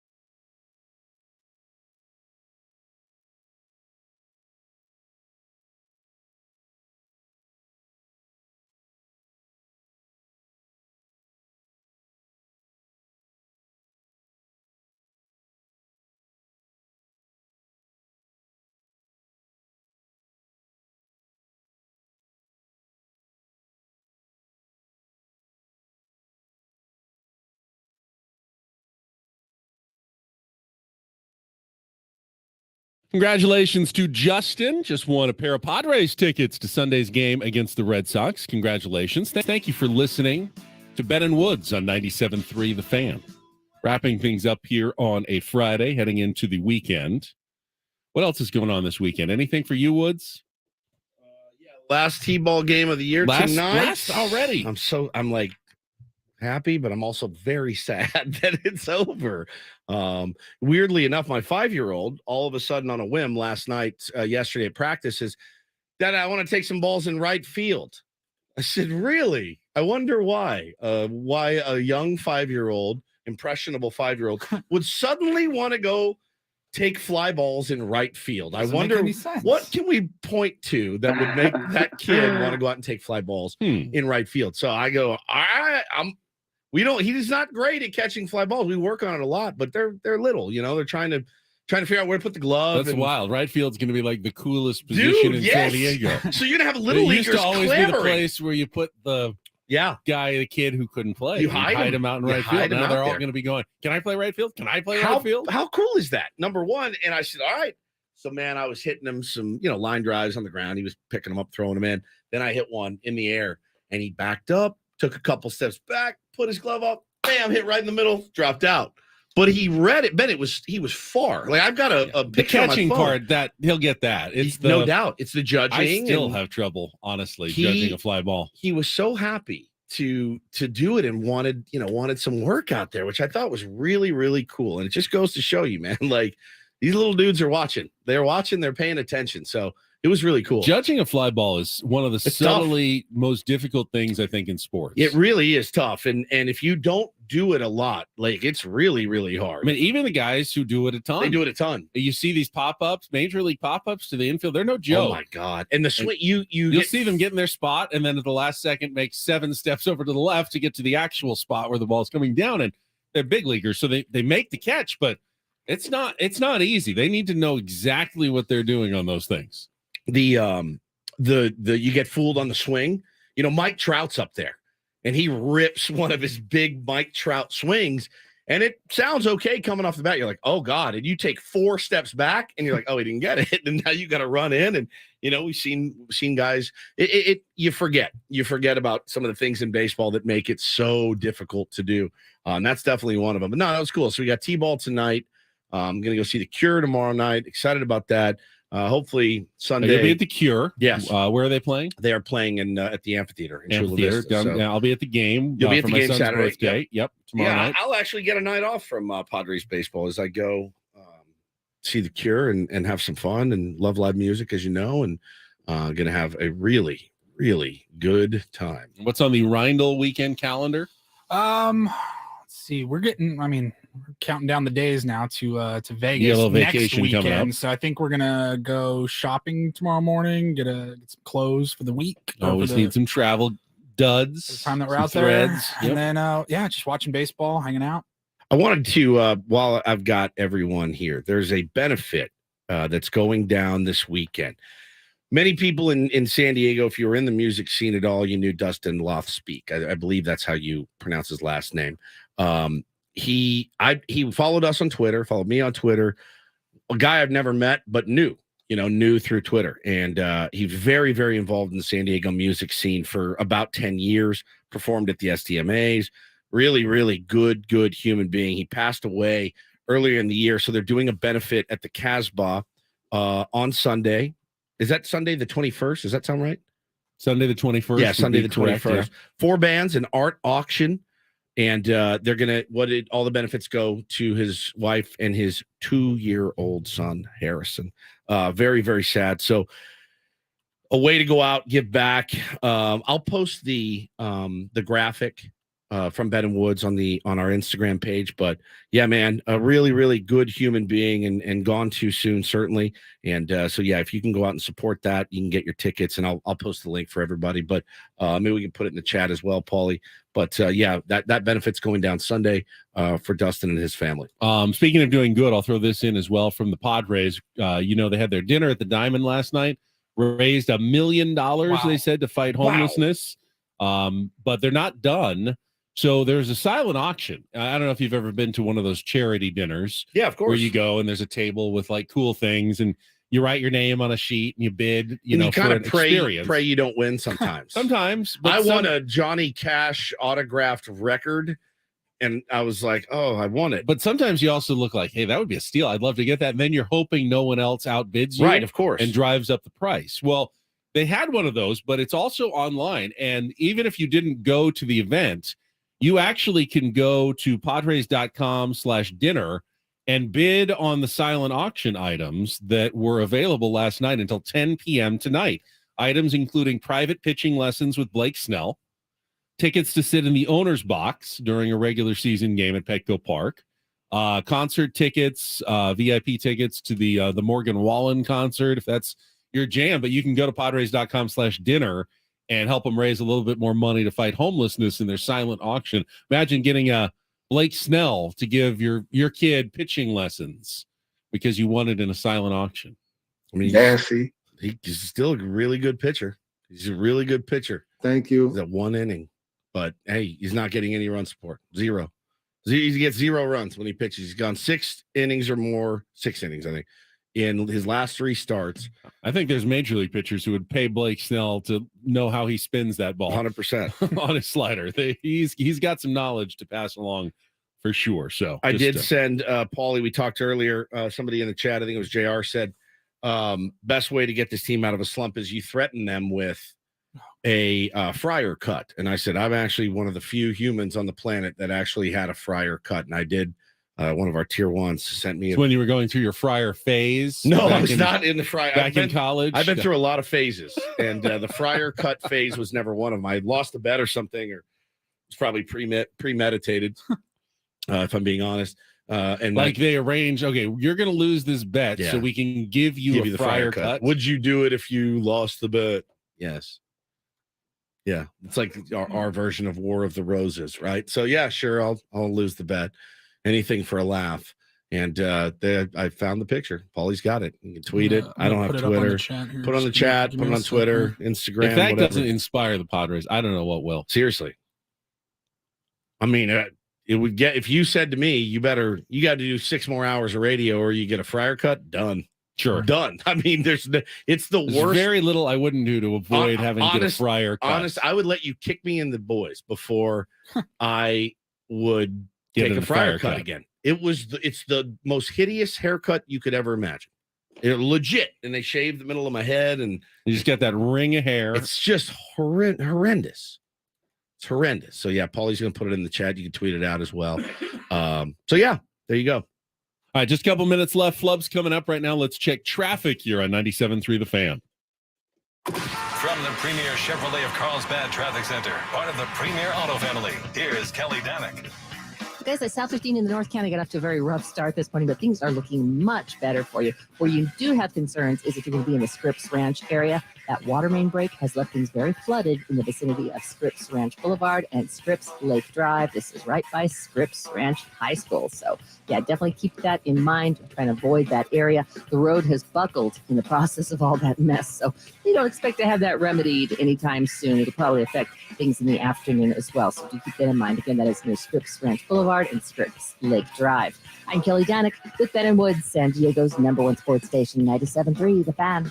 So how long ago was this picture that I'm about to post? I mean, it's got to be 11, 12 years. Oh my God. That is the real deal, isn't it? That's the real deal. Yeah, that's a legit Friars cut. I had to wear that thing. Who did the cut? Just Jay. He just did it right there in the studio. Sit down, Tubby. Brought my razors. Okay. Start with clippers and then move on to a. I don't know if they ever bicked it actually, but they did clip. I mean, it's enough. That's enough. It's not going to look better or worse either way. No. It's going to look horrible no matter what. Terrible. So I had to wear it for like a week. And I mean, did people say? I mean, how many? You obviously wore a hat a lot when you were going around, but did people like see? Oh it yeah, Woodsy, let me see the fryer cut. It was was horrendous. It's bad. You can tweet it out. Did it itch? No, it's just a haircut. Yeah, but it's a shaved. They didn't cut, give me crabs in my hair. No, but also. I feel like you feel like the tickle of the hair that's remaining. Have you never shaved your head before? No, never. Well, I've gone I buzzed it really low. Yeah, really low. But I didn't have long hairs around it as well. That's what that's why I feel like the weird part would be having the shaved or the buzzed cut, then having long hair below that. Jocelyn said it looks like the tip of a Jocelyn, come on. Clean it up, man. Robert says, did Mikey make you do that? Yes. Yes.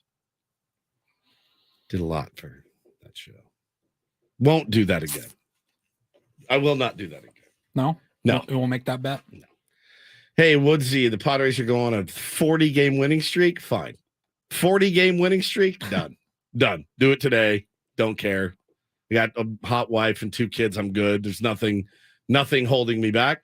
It would need to be 40, though. Lisa, has Hannah seen that picture? I don't even think she has. She hasn't seen it. What would our record be? We would be 60 and 44. That doesn't seem enough. That doesn't. No, that's not enough. I need 60-game winning streak. It's done. 60-game winning streak. 80 and 44. Done. Friday 80 cut. and 24. 24, I'm sorry. Yeah, 80 and 24. Done. Yeah. 60 games above 500 would be the only way you could do that. That would be that'd be some winning streak, that's for sure. That would be phenomenal. And if I thought a haircut would do it, I would do it in a heartbeat. But that's about it. Isn't that awful? It's one of the worst things you've ever seen.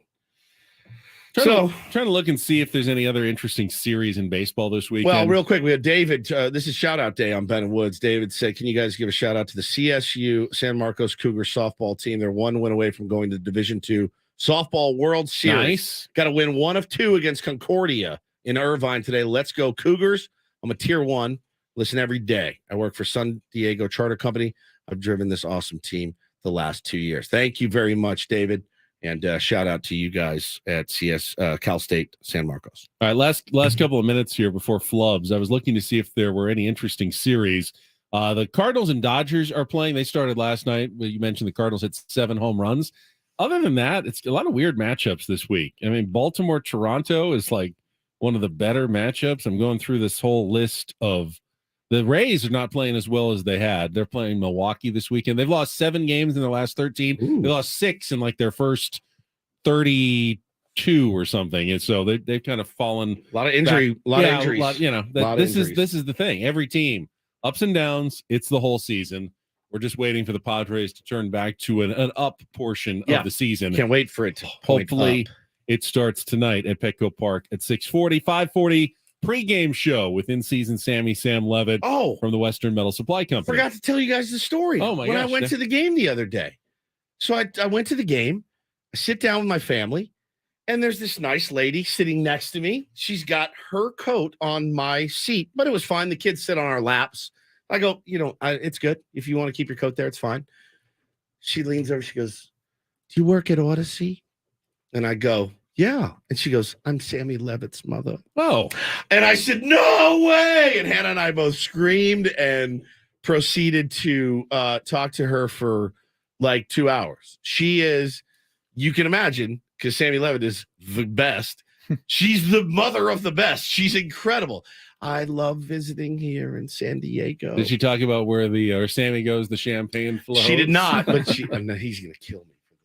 Oh, God. So she said, she should, it's her fault. You can't tell me, big mouth, not like, she didn't tell me not to say anything. She goes,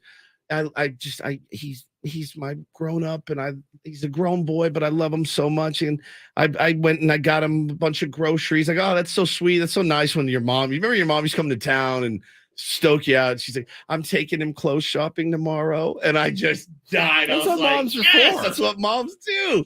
And she had the sweetest Long Island accent. And Nothing embarrassing about she that was at all. she was so sweet. And she's like, I recognized you. I try to listen as much as I can. Thank you for being so kind to Sammy. He loves it here so much. And I go, look, never let him leave. I had to visit him in Amarillo and Corpus Christi. And, this is better. it was like, this is way better. She was amazing. I love that. We get to finish on a high note. Finish on a high Just note. remember that last second story. Now it's time for the flubs.